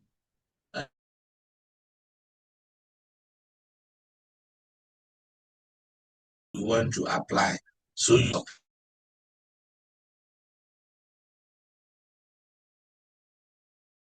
region, you have you can also have the whole of India as a region. But what we want to say is that the data cube is multidimensional. It has so many things, time, region, and all that we can use to do what we want to do. But as I said, we'll get to that level. So I'm just mentioning it here so that later we know what to do. But for today, our main focus is the layers. So let's get to understand the layers for today. For example, with a data cube, what it can be used to do is you can query the system, like how much was spent on IT equipment in Accra in January. So you see that Accra alone, you may categorize your spend. Your spend analysis can be categorized from January to December. And then that is what is the purpose of the data cube. So you go into the system and say how much was spent on IT equipment in Accra. So Accra is the region. Then January, what is the time? So it will tell you. Now, which supplier supplied the most fuel in the Western region? So category is what? Fuel. The region is what? Western region. Then also we have who supplied the particular supplier. And so when the data is linked up, you can query the data anyhow, and then it will pop up. As soon as you query the data, the information will pop up. Maybe on the dashboard, you have the dashboard will also be created going on. Then which department spent the most last quarter? Last quarter, maybe from September to December. Then automatically the particular department that spent the most will pop up because the figure will bring up the particular department. So what we are trying to say is that BI makes procurement easy. Your boss is in his office, maybe the safe floor, whatever. Then he sends you a message that he needs to know the department that spent the most last quarter or January or second quarter. You just query the system and then it will pop up. Then maybe you send him, if it is a report, you send it to him. Now, what category has the fastest spending growth? This one, you don't need to now go and then take papers, come and sit down, flipping them. You just query the system, and then it brings or it gives you the feedback, the actual information that you are looking for. So data cube will be talking about it later, and then the resource person will also focus on it. I'm wondering if our only one meeting can solve that problem, because he would like to have more time with you.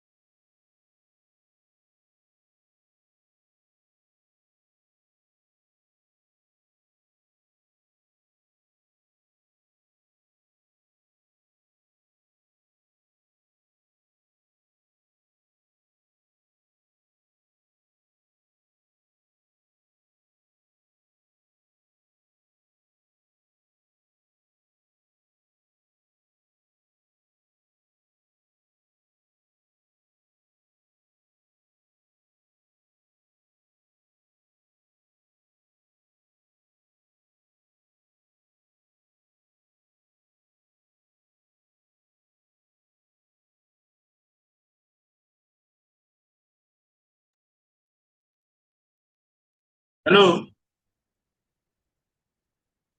Hello, Doc. Okay, so let's look at this one. This scenario, procurement use case. So lead time performance analysis. Okay, that's the use case. We want to see how things are there. Then the scenario is that an organization aims to evaluate supplier delivery performance to identify delays and improve procurement performance. So data sources, delivery, time stamps, that is date and time records that indicate when goods or services were actually delivered by the supplier from logistics systems, and then purchase order, creating dates from the ERP system. So this scenario is telling you want to monitor a particular supplier, the performance in terms of delivery. Okay, so you can retrieve that information and then monitor. Maybe the supplier has been supplying for some time, so you can track to know whether he meets delivery time or he delays. And if he's meeting, should there be improvement? If he's delaying, you may have to contact that particular supplier, find out the causes of the delay, then you can, discuss to see if there could be improvement. If the delays persist and you feel like that is costing you, you may switch. You may switch because you have your KPIs. Delivery is one KPI.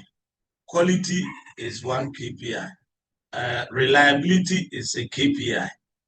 And you can have a number of them. Compliance is KPI. So you can measure any of these things using the BI.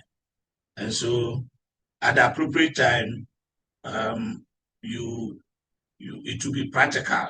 When the dashboard is built, then you query the system, then you see what pops up.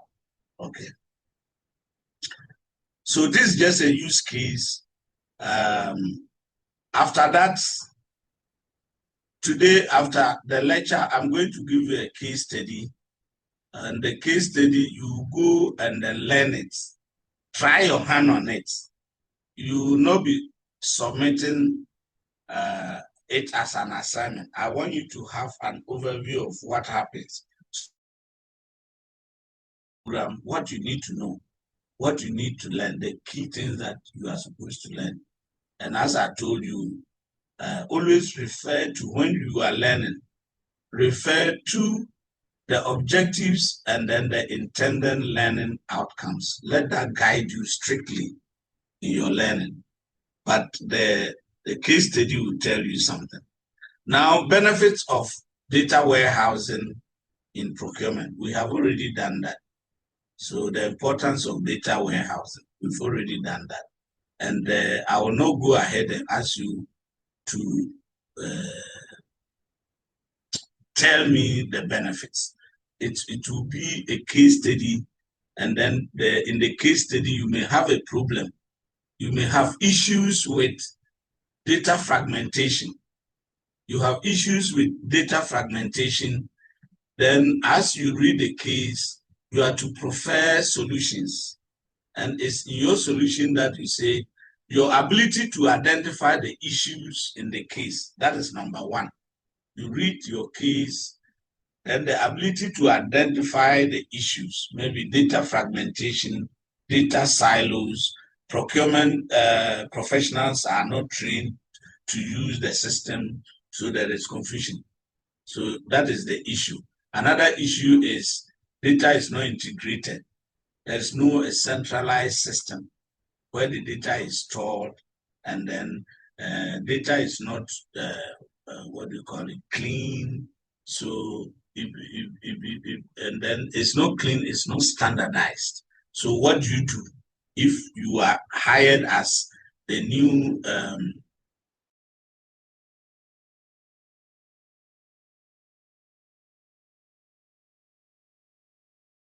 business intelligence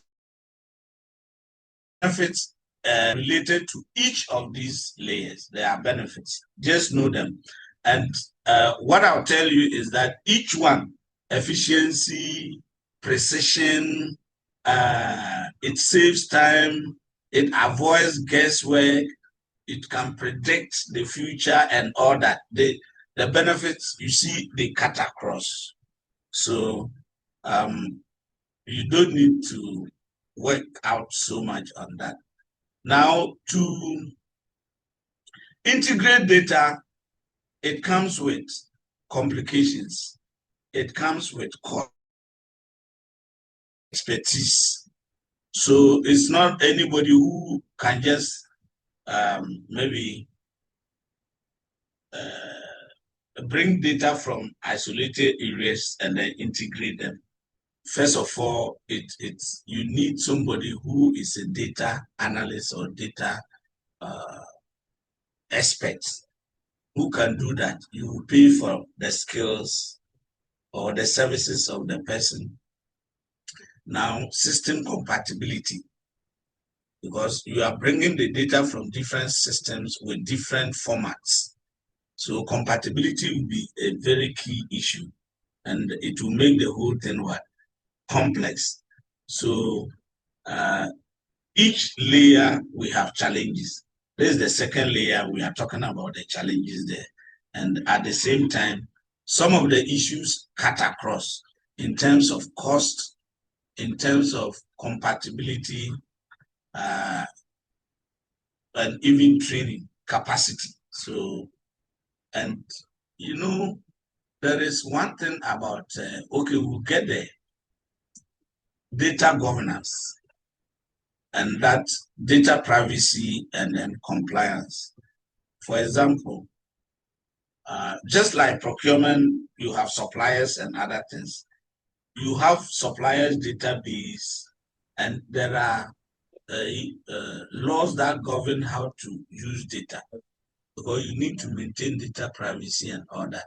It's like a hospital. Doctor has your confidential health reports under the law, data privacy and then data law. That doctor is not in any way to release your information to anybody. Yeah, does somebody want to say something? I'm hearing some noise. Hello? Hello?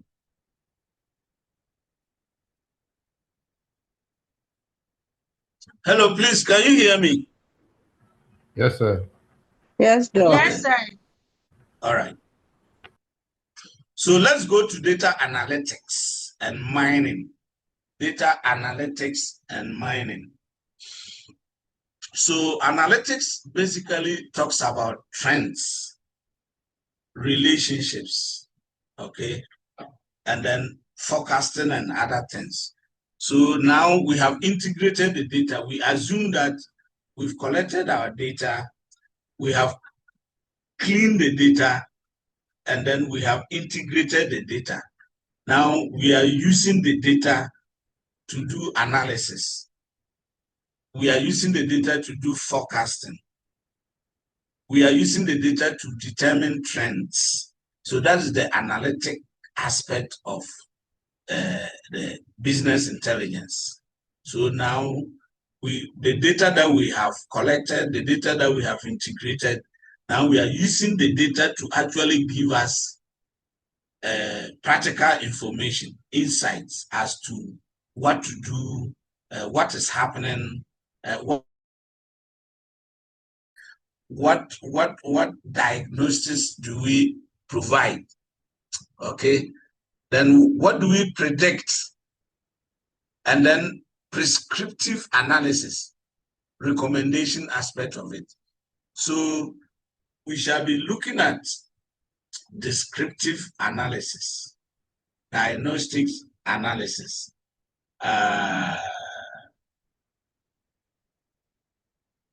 prescriptive analysis, okay? Then we talk about predictive. Then we talk about the last one is what do you call it? The recommendation aspect. So now this is the third layer, the analytics and mining. When we say data mining, okay, let's take, we mine gold, you go inside, then you fetch something that might be hidden. So the data is there. The data is there, but you have to go inside and then try to get something that is inside there, because in the normal circumstances, the data will not actually tell you exactly what, or you just open the laptop and the data is telling you what you need. You need to go inside and mine, try to query and find out some complicated things that the data can now work it for you. So, for example, you want to know the relationship between fuel price increases and a particular season, but you don't know. As you are sitting down, you know that some seasons are there, fuel increase and then whatever, but you are not able to tell. But you can now go into that particular information is like hidden, but it exists. So you now can, by using the analytics, you can mine and go inside and try to find out. You want to know the relationship between fuel price increases and seasons. And I'm telling you, now you force the system to do that for you, and it will go and bring that information. You want to know relationship between time and then what? Cost. It will tell you. But under the normal circumstances, if you don't go inside to query, to try to find out, you will not get it. So the data is sitting there, but you can also mine to get even complicated insight from what is sitting there. So that is what we are going to do for the third layer. So you are not forgetting. I know you are not forgetting the layers. The first, the second, and then this one is the third. So data analytics and mining are central to BI.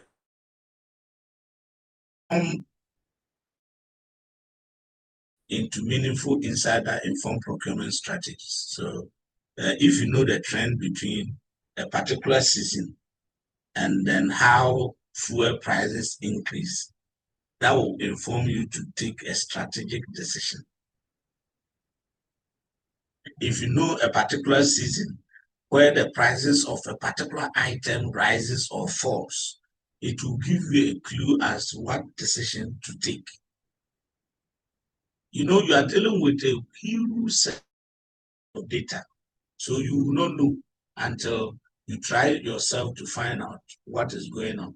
You want to take a particular strategic decision, or you want to make a presentation to management, and then you want to do it and bring out some things that management might not know. So you try to query further, go deep into the data set, then you query and then it brings those things out. So you can use it to actually do what you want to do. It's like the algorithm that happened with the AI. So you tell the AI or a calculator or whatever that this number multiplied by this number, then quickly it will tell you. This number divided by this multiplied by this, it will tell you. So it's in the same way, the system is sitting down there. The procurement information is loaded into the system. Now you use the analytics. You use the analytics to get insight, better understanding.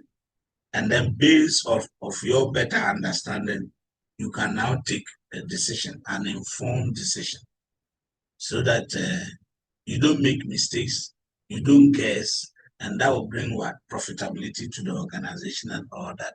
So the BI is there to bring efficiency. As I told you again, efficiency, increased productivity, higher precision, and then, data-driven decisions at the strategic level. Okay. So what do? At this point, the system, employs statistical, mathematical, and machine learning techniques to interrogate data, uncover trends, patterns, and actionable knowledge. So you don't need to learn statistics. You don't need to learn mathematics. You don't need to learn machine learning. The system has been programmed, and these algorithms are just there. So as soon as you query, you need to know how to do the proper querying. Then it will bring you hidden trends, hidden patterns, and then actionable knowledge. So it brings those information, and based on that particular information that you have retrieved, then there is shortage. You query the system and you realize that you have, there is what do you call it? There's a procurement decision metrics called Kraljic metrics. So it categorizes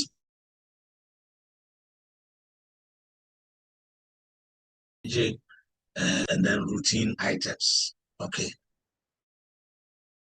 Data analytics to even identify, let's say, initially, what to categorize as strategic items, what to categorize as leverage, what to categorize as bottlenecks or routine. Now, when you use analytics, it's able to tell you that. So based on what information you get from it, you then make a decision. And that decision normally is very strategic. Now we are using BI to do all this because of competition. So imagine you have built a BI and you are using analytics to inform your decisions. And then there's another company that is doing it manual or using these isolated systems.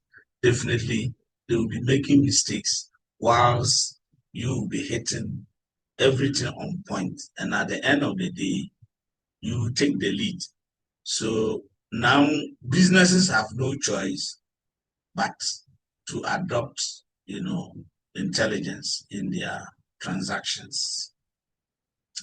So when we say analytics, that is the meaning, using data to actually determine trends, patterns, relationships. And when you are able to determine these things, it helps you to make an informed decision. It makes you to make an informed decision. It could be based on historical data. Last week, last 2 weeks, last month, last 3 months, that is last quarter. This is what happened. So you can, what happened yesterday, the analytics can, use the algorithm to tell you or to predict what is most likely to happen tomorrow. And then you see it. If it is about even market trends, maybe exchange rate, inflation, changes in the market and all that, it will tell you. And as soon as you know in advance, what do? If you get to know that prices are going to increase the next 2 weeks or next 1 month, you may have to buy. You might want to buy now and buy in bulk, and then you save what is there so that when tomorrow comes and then there are shortages, you are clean. People now will be doing emergency buying, and the disadvantages associated with emergency buying. So you avoid that, and even even buying beforehand, you might have also gotten economies of scale. You might have enjoyed economies of scale for buying in bulk. So you avoid panic buying. Okay. The analytics also will help you to avoid maverick spending. You don't go outside your budget because the system will prevent you from doing that, or it will flag, depending on how it is predetermined or how it is set. So you are in the heat of the moment, you want to buy this, that, you have already planned, and all the plan is stored in the system. So maybe you something you haven't planned for, you want to add it, the system will tell you, hey, Jack, this particular thing was not part of the system, so don't go there. So you are being guided. Otherwise, as a human being, you can forget and you do things that later you see that is not even important. You may also have a number of suppliers, and then, okay, suppliers for different categories of items. So you may have toners, printers, laptops, and whatever. Then you see that maybe with these stationaries, let's say the laptops alone, you have 5 suppliers, but you never knew. You never knew. Now the system, you can now go into the system and ask how many suppliers supply, or how many vendors supply us with laptops. Then it may say 5. Then you say, wow, there is duplication. How come? So that has given you an insight. It has given you a very important information. Then you say, no, 5 suppliers supplying us with a laptop, that there are too many. So let's reduce that. So you reduce the number of laptops. You may also be buying laptops. Anytime you buy a laptop as an organization, remember, there are related items that you need to acquire. Because you don't just buy a laptop. Because you buy a laptop, you may need other related items. So the system can also tell you. Now, data mining is the process of automatically discovering hidden patterns, relationships, trends, and useful knowledge from live data sets using statistical methods, algorithms, and technology. So this one, don't think about your brain. Don't think about your brain. The system is doing that, and they are talking about hidden patterns. So some key informations are there, but they are just hidden. So when you do the mining, then like gold is hidden, diamond is hidden, oil is hidden. So you do mining to discover them, to locate where they are. So when you use data mining, then you can discover hidden patterns, relationships that otherwise you will not know. And these are very key insights that will guide you to take a decision that will help the organization, move forward. So that is the third layer. So what is data analytics? And as I said, you have gathered your data, you've cleaned the data, you have stored the data. So now you are now using the data to guide you. That is the trend. I gather the data, I clean the data, I make sure the data is standardized. It will not give me a problem.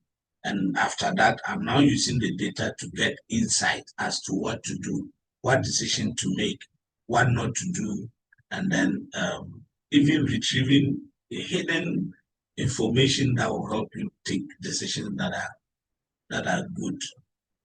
So those of you who know how to use the AI, maybe let's just say Chat GPT or Claude or Proc or any of the the AI models, the language AI models, then you see that you give a command and it will bring you something that you will be confused. And it does it very fast. Okay, you can, these days, sometimes I tell people you don't need to go to the photo studio to take your passport. Any picture of yours, you can even snap yourself right now and then put it in the model and then tell it that it should transform it into a passport photo. Then you tell it the background, whatever the specs, whatever the dimensions, and it will do it perfectly for you. So that is what we are talking about. So the algorithms are forced to do things that are beyond our, imagination. So in some takes deep, large amounts of data to uncover hidden insights. So it's, as I said, is mining. Let's compare it with mining, or you are doing research. You are doing research, you need some information, but you don't know. So you want to gather data and do research. So out of the resource, then you get to know that there were even some things you were not thinking about, very important things you were not thinking about. Then you get information on that, and that will even enrich your research. Now, example of data mining is that a business intelligence system may discover that 70% of procurement fraud cases occur during emergency purchases. But this, you know that fraud, you've been detecting fraud in the system. But what are the causes? I told you about the types of analytics. One is descriptive. What happened? So you realize that fraud cases are occurring, but you don't even know exactly the causes. This will be the predictive analytics. We have types of analytics. Predictive. So this one, it will tell you what happened, what caused it. So now the BI, through data mining, the system has been able to tell you that, look, 70% of the fraud cases that occur during emergency, 70% of the procurement fraud cases occur during emergency. Now, if this information is not important to you, then I don't know what else will be important. So now that this hidden information is giving you, what do? You do everything possible to avoid what? Emergency purchases. So you plan ahead of time. You don't wait last minute, then sometimes you bypass some guidelines, and then because you want to do that in order to get the item so that there's no delays. But during that period, people take advantage to, cut corners. So data mining is very important. The analytics and the mining, it also has its own advantages, the use. And as we said from the beginning, you need to get the things right. The second stage, get it right. Then the third stage, where you are now using it to make decisions. Then your decisions will be accurate. So first example is that through the data mining, the system has been able to tell you that, look, 70% or 50% or whatever percent of procurement fraud that occurs is as a result of emergency purchases. And this information will guide you to avoid emergency purchases. Certain suppliers consistently deliver late. I mean, look at the number of suppliers, typical big company, the number of suppliers every day and things. So you will not be able to know. But through data mining, you should be the system will tell you about those suppliers that consistently delay with their supplies. Then you now, appointment to meet them, and the data will show. Not that you are guessing. If you go, they ask you, oh no, this thing, you tell them, because each time you come, we input the time, the date, and everything to the system. So you prove to the person this date. Is it a lie? The last time, this is when you came. This is the time. Is it a lie? This time, this time, this time. Then you sit down and then discuss. Please, from now onwards, we only need it on time. We don't want persistent delays. It is costly. It brings customer dissatisfaction. Blah blah blah blah blah blah. If after this the supplier still continues to delay, then the choice is yours. Either you switch, or whatever. Switching means maybe you abrogate the contract or whatever that you may. Whatever decision you take will depend on. Then it can also tell you fuel cost rise during specific months. So maybe in a year, some specific months, fuel prices increase, but you cannot just see or know about it off head. But the system, please, somebody's baby is talking. Pablo. Yes, sir. You are the teaching assistant. Noted, sir. So please, let's move smoothly. So that is the analytic aspect. So the type of analytics, please, this is very important for you. I will not lie. The types of analytics. Okay, we just know the analytics, but the types are very critical for you. So I will not lie. Now, types of data analytics in procurement. So the first one is descriptive analytics. What is the purpose? It focuses on historical data to answer the question, what happened? What caused it? There has been an issue. So what caused it? Descriptive. You try to describe the situation, what actually happened. So the key things about this layer is that you are using it to make decisions. You are using it to identify issues. And then when you identify the issues, try to provide what? Solution.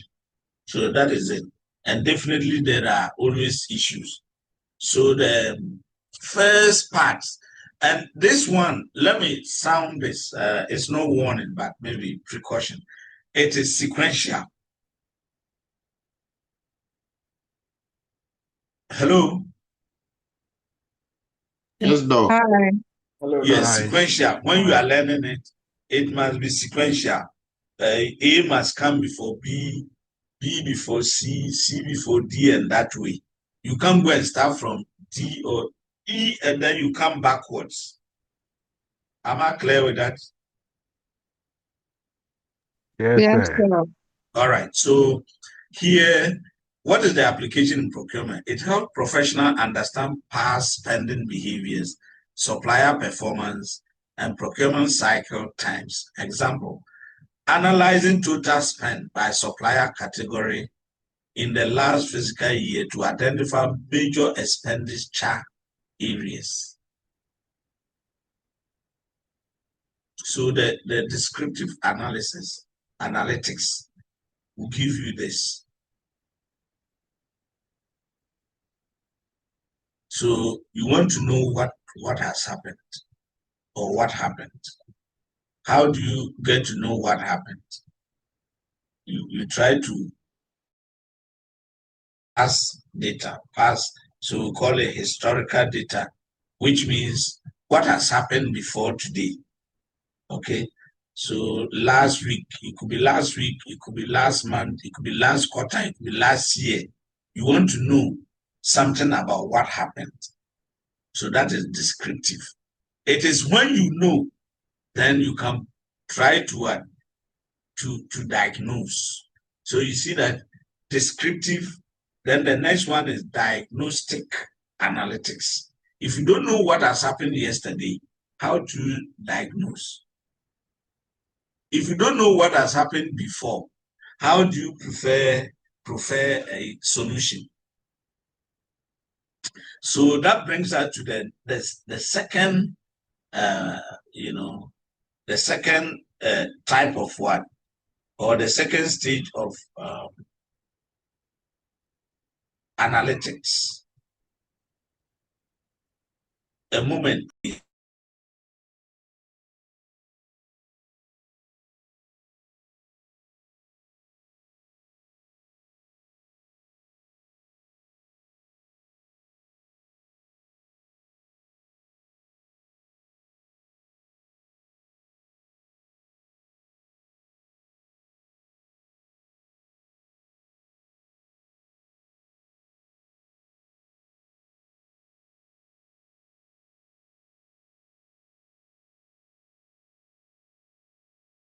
Hello, I'm back. Hello. Hello, Doc. Hi. Yes. So I'm back. This part, please take note. And I say when you are learning, just make sure they flow. You can't jump them. We want to know what happened yesterday. What happened to you yesterday? Because we don't want what happened to you to happen again. So descriptive analytical data to determine what happened. If you don't know what has happened, there's no way out you provide any solution. So we try to find out the root causes. What caused what happened yesterday? What caused what happened last week, last month, last quarter, last 2 quarters, or last year? Now, when we get to know what happened, then we try to prefer a solution. We try to, diagnose what should be done. So the diagnostic analytics is here. The purpose is to investigate data to answer why did it happen? Why did it happen? So now we have determined that A has happened. So why did A happen and not B? Why did A happen? So application here is that you identify root causes of procurement issues or delays. So first of all, we have seen that there are delays. Later, we have identified delays. We have identified cost overruns. We have identified non-compliance. We have identified substandard quality, whatever products and all that. So now analytics, we say, so what is the root cause? What is the causes of what happened? There were unnecessary delays. Last week, compliance was almost zero. Defect rates were very high. What are the causes? So determining that increased raw material costs were due to supplier delivery failures. So maybe you want to find out the cost overruns or delays. Then through this particular analytic system, you have been able to, determine that it was as a result of what increased raw material costs and then delivery failures. So we have been able to identify the root cause. So that is the diagnostic analytics. And I'm sure on that day, when the resource person comes, you will see these things. Then predictive, we predict. In Ghana, most of our prophets, they don't say predict, they say prophesy. And then most of the pastors, they will go to CNN, Bloomberg, those, organizations, they will pick data and look at the trends. Then they will come and say, next year there will be war between this and that. If we don't pray, there will be this and that and that. I mean, some of us have grown past those things, but we use business intelligence to predict, and that is the third layer, the data analytics and mining. So you can predict and know what is likely to happen next week, next month, and all that. Okay, so sometimes Donald Trump will just make a statement and fuel prices will just jump to increase from one level to another. There can also be a statement that will force fuel prices to come down. So in all this, you can predict. So predictive analytics uses statistical models and historical data to forecast future trends or outcomes.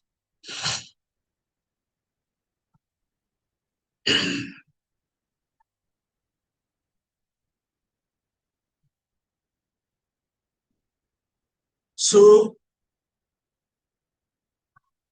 what is the application? You can anticipate potential supply chain disruptions, cost fluctuations, or stock shortages. Hello, sir. Please, I think there's a hand up.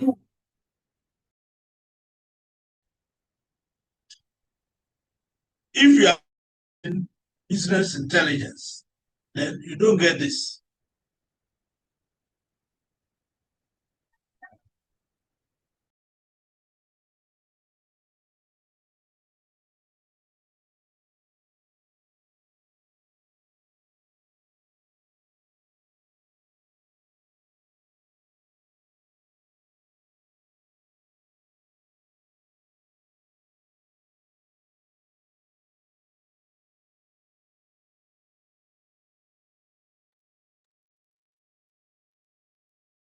So, predictive, for example,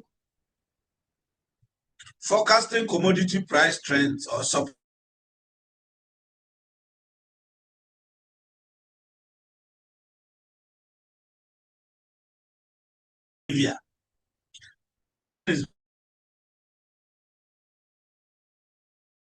Procurement, not you as to your inventory control measurement and all that.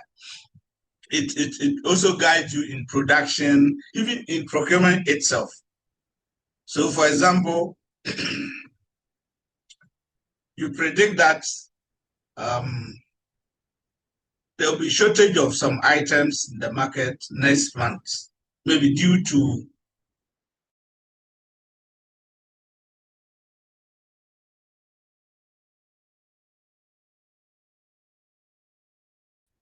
then you can predict that particular time prices of that particular goods will rise.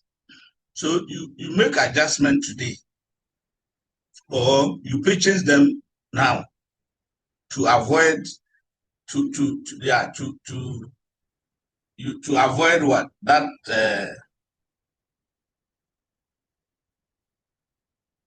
those price hikes. So you predict, and then the system, the type of analytics that help you do that prediction is the predictive analytics. So you are using statistical tools. You are not using your head. Okay. So these days, you don't need to put up statistical formulas. Those days, you have to indicate how you predict, and then you have to do calculations and things like that. This time round, you are not doing any calculation.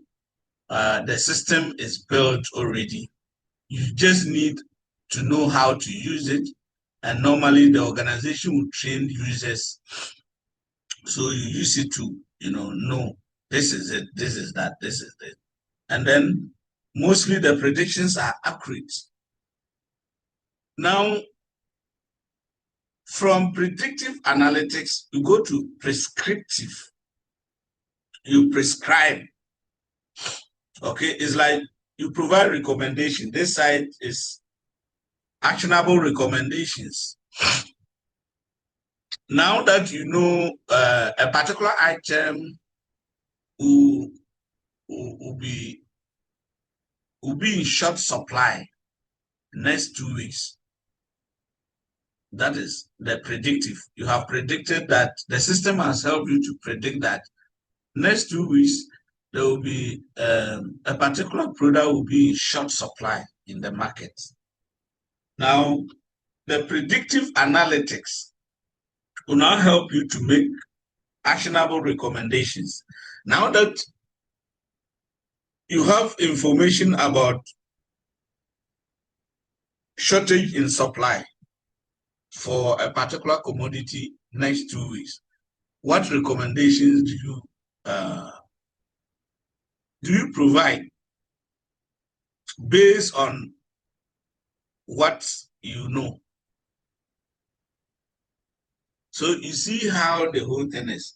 And if you are a manual organization, when I say manual, you don't have all these things, you will not know anything.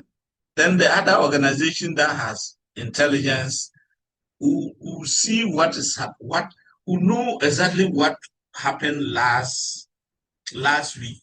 You know what caused what happened. Then you try to predict what will happen tomorrow. Then you try to recommend solutions to avoid confusion tomorrow.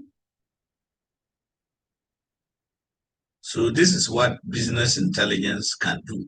And as I said, look, each of the stages are not isolated. They are interdependent.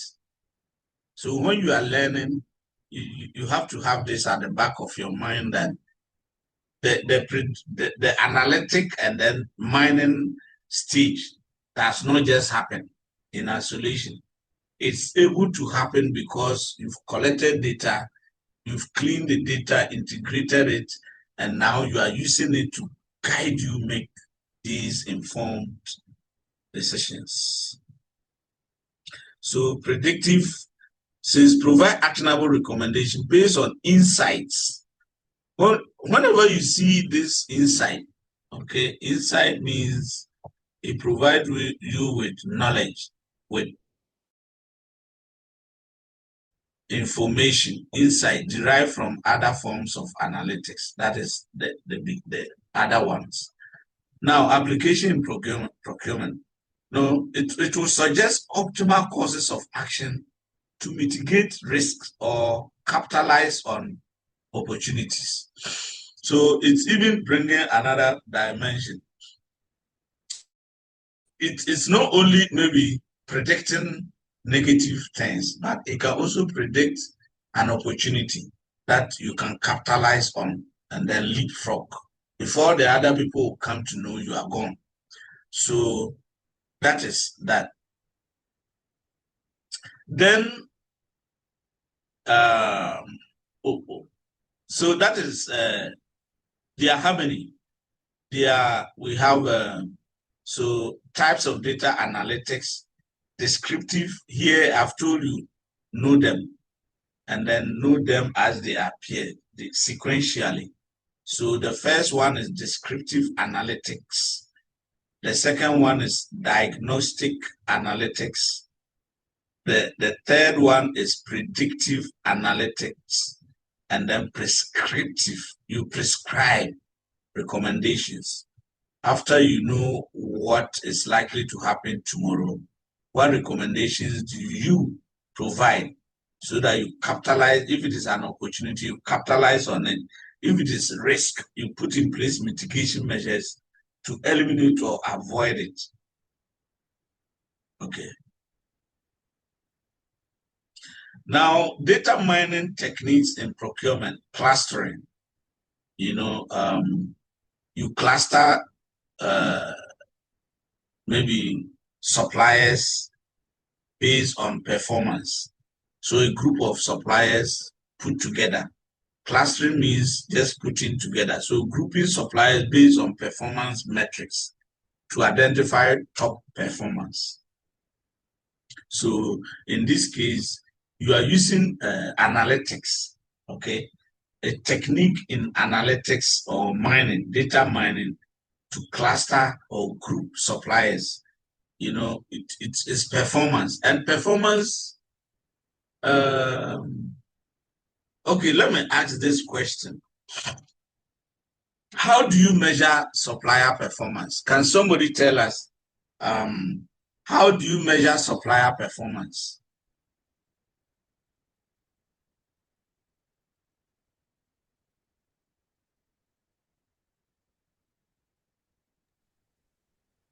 Look, I think sometimes you use the KPIs to determine their performance. KPIs. Yes, Doc. Yes.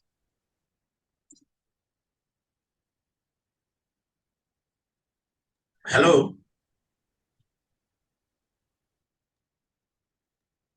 So he mentioned KPIs, using KPIs. Yeah, and I'm saying KPIs. Example, the compliance.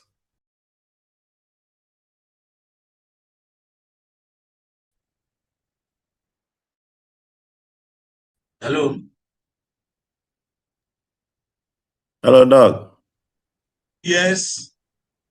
Yeah, he said KPIs, using KPIs. What are the specific KPIs? Compliance. One is the compliance. Yes, compliance. Yes. Quality. Quality. Performance. Yes. Delivery performance. Delivery time. Yes. Reliability. Cost. Yeah, reliability, cost. So when we say performance, all these metrics will now come together to determine the performance of a particular supplier. So a supplier may be good at quality, the quality aspect, but in terms of delivery, in terms of cost,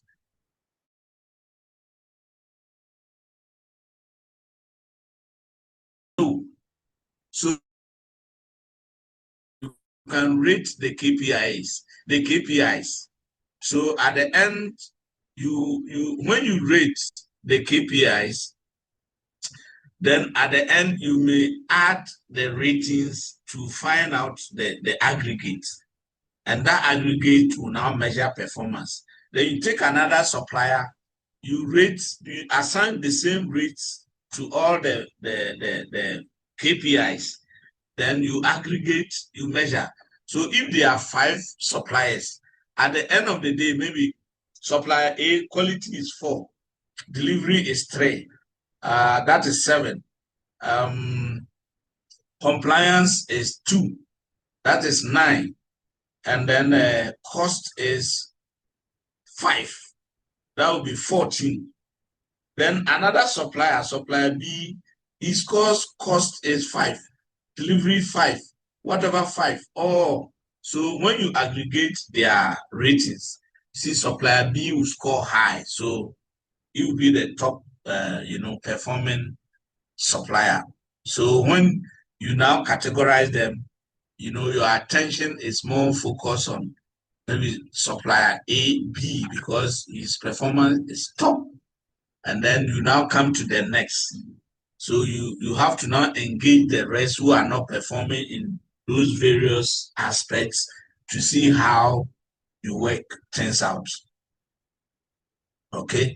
So when you do that, you are able to know which suppliers are doing well and which suppliers are not doing well based on the KPIs that you have rated, and then the aggregation of their scores. And after you have done that, you rate them to take. It's like the best student in your class. So the best student is not someone who has scored business intelligence 100%, but he has scored the other ones 50, 45. Then at the end of the day, when they aggregate everything, you will not be the best. But you can have another student who scores 75, but he scores 75 in all the other models. Then if you put the aggregate, he becomes the best. So if you engage in data mining, one of the techniques of data, so here too is important. Then we have association rule learning. Association rule learning. The association here is talking about related items. Laptops. The likelihood is that laptop bags must come with that. Okay. So discovering relationships between purchased items to inform bundling categories. For example, if a company frequently buys laptops, it is often also buys what? Laptop bags. So you should have this knowledge. I think in secondary school those days, you know, they taught us economics. Nowadays, economics in the SSS those days, then demand and then you have types of demand. One type of demand is derived demand. So the demand for a table will result from the demand for a wood. If you are demanding for table, it means indirectly there is demand for the forest, the woods there. So association rule learning is that you discover that there is a relationship between purchase items. In this case, if we were to use the laptop example, that in frequently buying laptops, invariable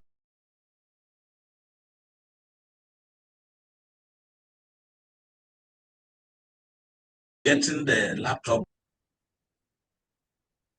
Some laptops are there, you go and buy. Do they give you the bag? Hello? No.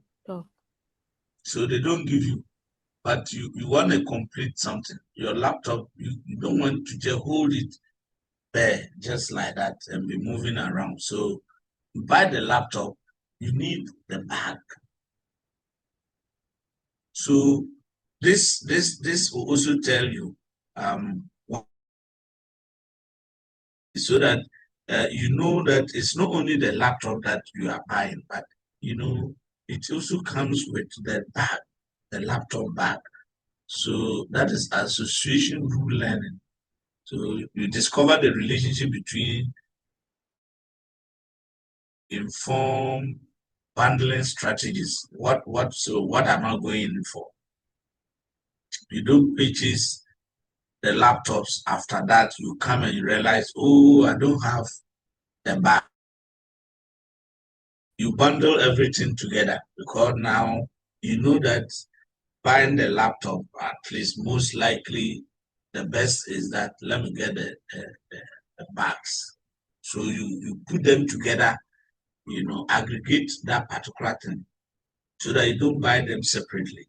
You buy them separately, it's more expensive.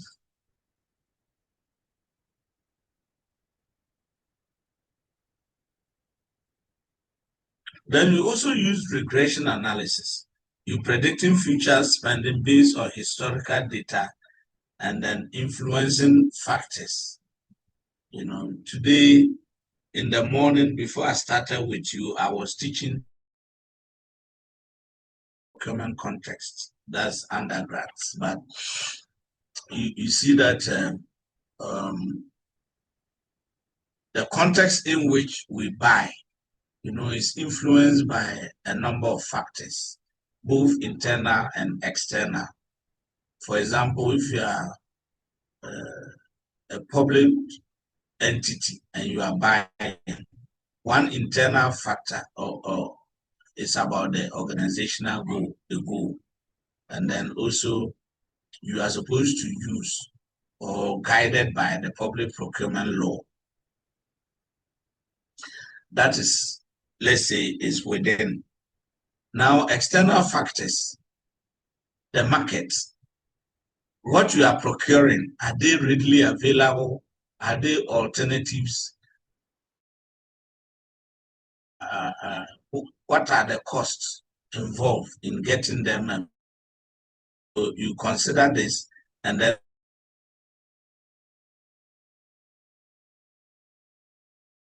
can help you do that. So you can use regression analysis. Okay, those days when they say regression, like those days teaching you do some formulas, and then learning was difficult, far more than now. So right now you are doing data analysis. You get SPSS or what is this app? Smart PLS or Excel itself. If you know it, you just key in your data, then you press on some commands, and then it will do it for you. Nobody will ask you how you derived the things, the calculations that you use. But those days, they were there, Papa. Okay, so we have regression. You can use regression. Then we have classification. Now, categorizing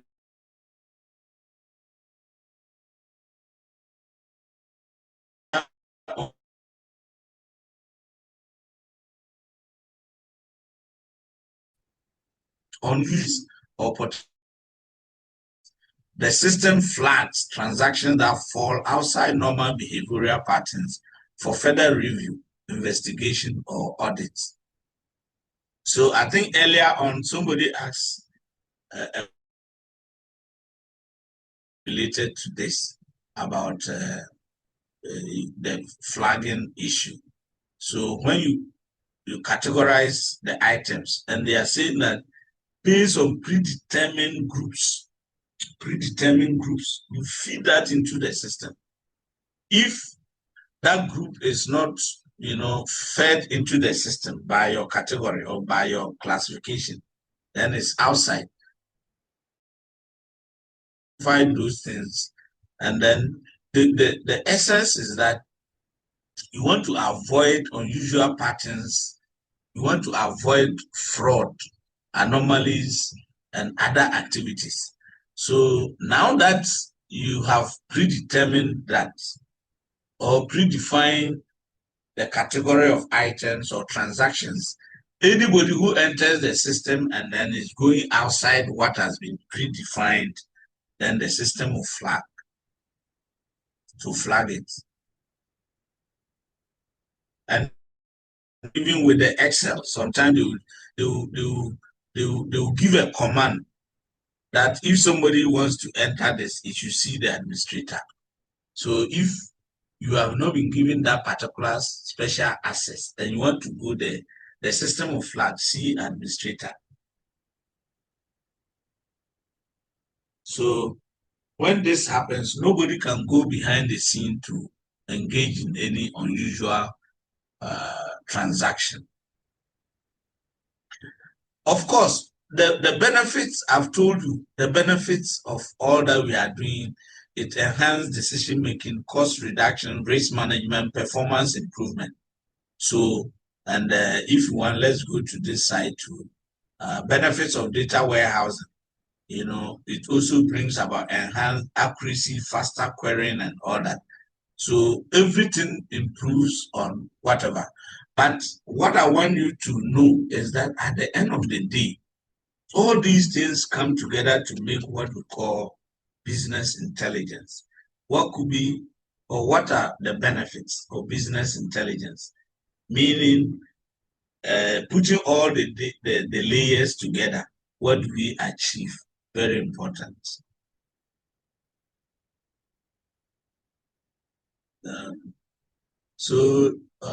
Okay. Now, what's the time? 17. 17. Now, this is the dashboard. The dashboard, where you see graphs, you see charts, you see tables, figures, and all that. So here, everything has been built behind the scene. So you can now, report, it's like you do you are a sales officer in a company, then you are to present a report on the last quarter. So last 3 months, what happened? Last month, what happened? This month, what happened? So you put all together, and then last 3 months is what? Is it March? So March. The following month is April, and this is what? May. So 3 months. So you want to do the report. You don't go there and be mentioning figures in text.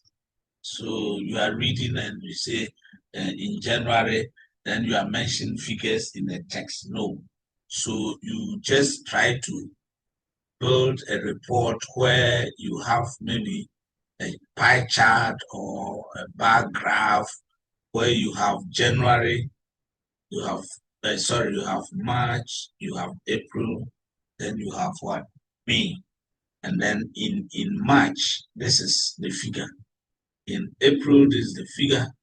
In May, this is the figure. Then you can compare them. Maybe the differences, maybe from March to April, this is the percentage increase or percentage decrease. From April to May, this is the percentage increase, percentage decrease. And then what could be the causes and whatever.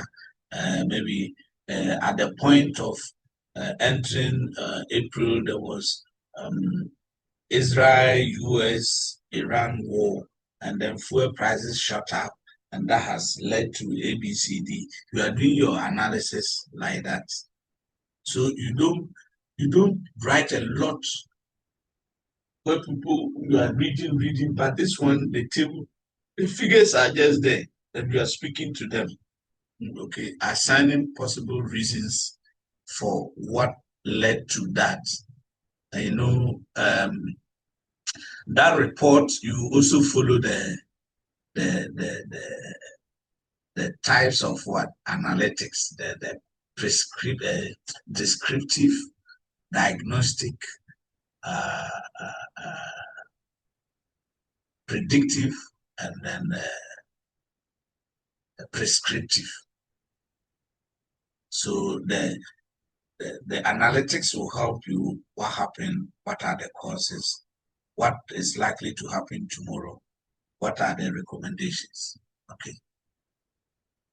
So the reporting on dashboards component, often referred to as the presentation layer, serve as the interface between complex data analysis and end users. So you, in the context of procurement, this layer translates intricate data sets into visual, interactive, and easily digestible formats, facilitating timely and informed decision making.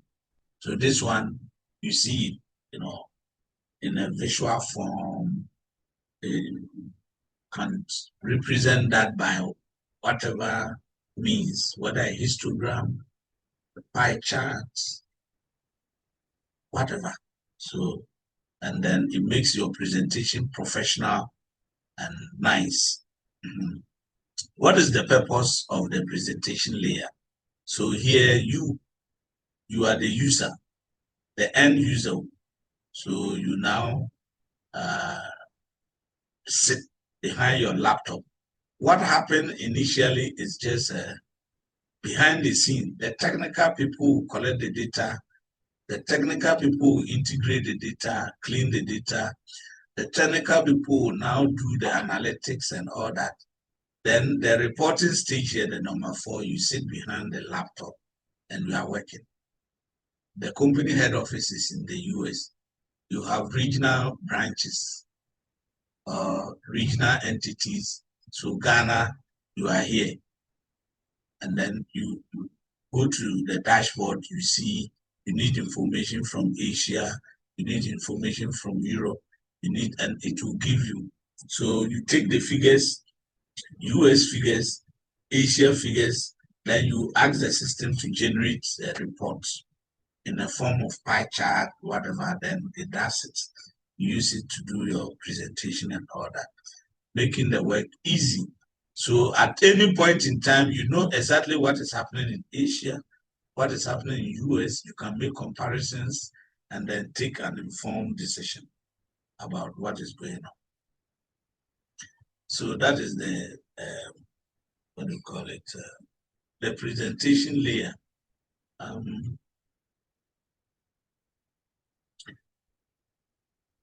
Okay, so key features of effective procurement dashboards, interactive dashboards. So tools that allow users to engage with data, dynamically by drilling down into specific data points, filtering information by various dimensions such as regions, supplier, category, and visualizing trends over time. So this one, we have already said it, but when the resource person comes, we put everything into practice. So we can use Microsoft Power BI, Tableau, and then click. Other softwares are there, but I mean, the basic one, Excel alone is so powerful that if you are able to get it well, you will never have any problem. Excel, you see Excel like that, it's a very powerful tool. So key performance indicators, description displays that present critical procurement metrics, including supplier performance, cost savings, on-time delivery rates, and then contract compliance in a concise and comprehensive manner. So it can also have automated scheduled reports, maybe weekly. The system itself, every week, or depending on what they've asked it to do, the timelines they've given, it can generate the reports automatically. So you go maybe Monday is first week, you go there, the reports about supplier or whatever, it's just, you can just get it because it's automatic. All right, so that is the fourth layer, and the challenges and other things are there. So I'll give you a case study. We'll go and then this is the fifth one, decision support systems. Decision support system. This one is basically trying to identify problems and then recommending alternative courses of action. Very, very important. Maybe you have suppliers, you can have competitive vendors. And as a person, you find it difficult to actually choose or which among these do I select. You see that they are competitive, but when you use the decision support, okay, I think the name is self-explanatory. It helps you to make the best decision. So it will help you when you have alternatives. This intelligence system will help you do that. And that's the fifth layer, decision support systems. And this is also very critical. But I've seen that it's time, and I'll be sending you the case study. And I want that next week when we meet, everybody should be able to speak to it. I'm not saying just answer it as you are, as if you were coming to present it as an assignment.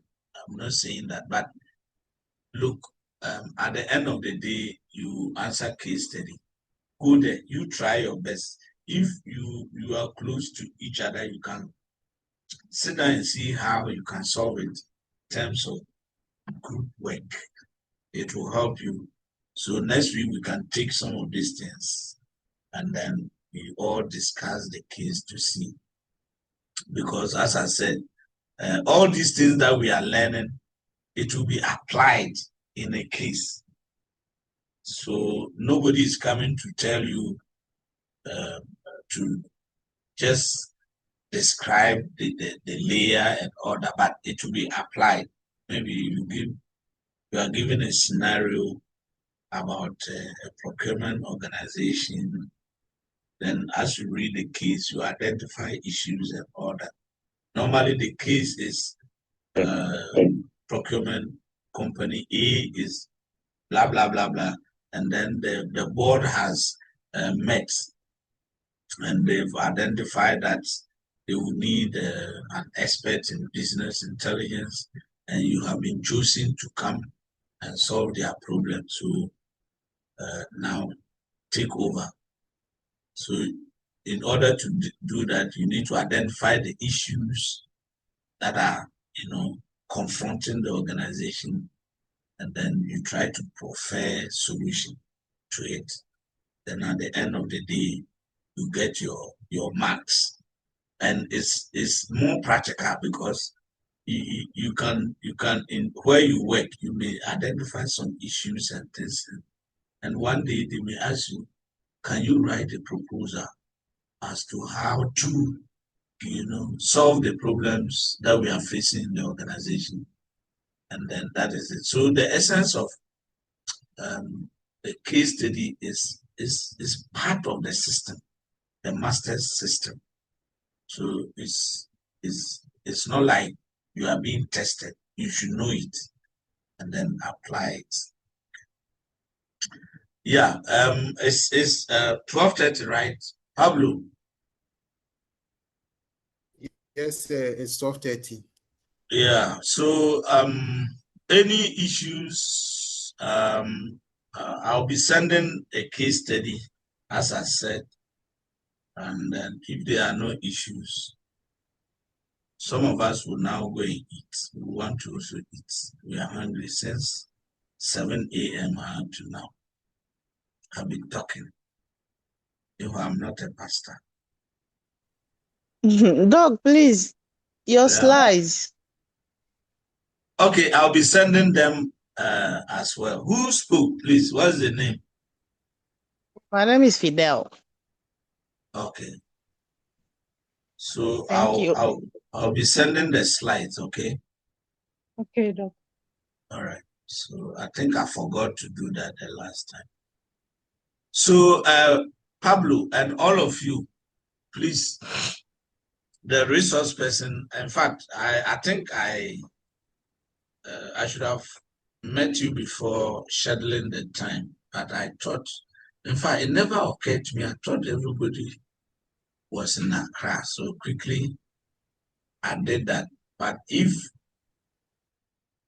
the agreement of the class that next week we can do it, I'll be fine. But for those who are outside Accra, you guys should discuss. I know you have a platform, and then let me know as soon as possible what the decision is, so that I can also get to the guy, so that we should be on the same page. Okay. Okay, sir. All right. So once again, I wish you all the best. Your comportments and all that. So let's keep that moving. And I know we don't know ourselves. So when it's time for the face-to-face, definitely we'll meet in person. We take it from there. So I wish you all the best for the weekend. All right, sir. Thank you. Thank you, Doc. All right. So, bye-bye. Thank you so much. So Pablo, get in touch. Let me send you the thing. Yeah, bye-bye. All right, sir. I'm texting you right away. Is it? I'm texting you right away. Okay. The case study. Yes, I'll do that. You people don't want me to eat at all. Let me No, eat Doc, something. Doc, But I'll Doc, send it. I'll send it today. Don't worry. Okay. Okay, sir. All right. So including the slides, we need the slides, please. I'll do that. I'll do that. Okay, sir. All right. Bye-bye. Bye. Enjoy your meal. Yeah, same. You are invited. Thank you. Bye, Doc. Yeah, bye-bye. We shall meet. Kuma, Yeah, bye, sir. we Yes, shall sir. meet. Yeah. Yes, sir. Well, miss. All right. Bye. Bye.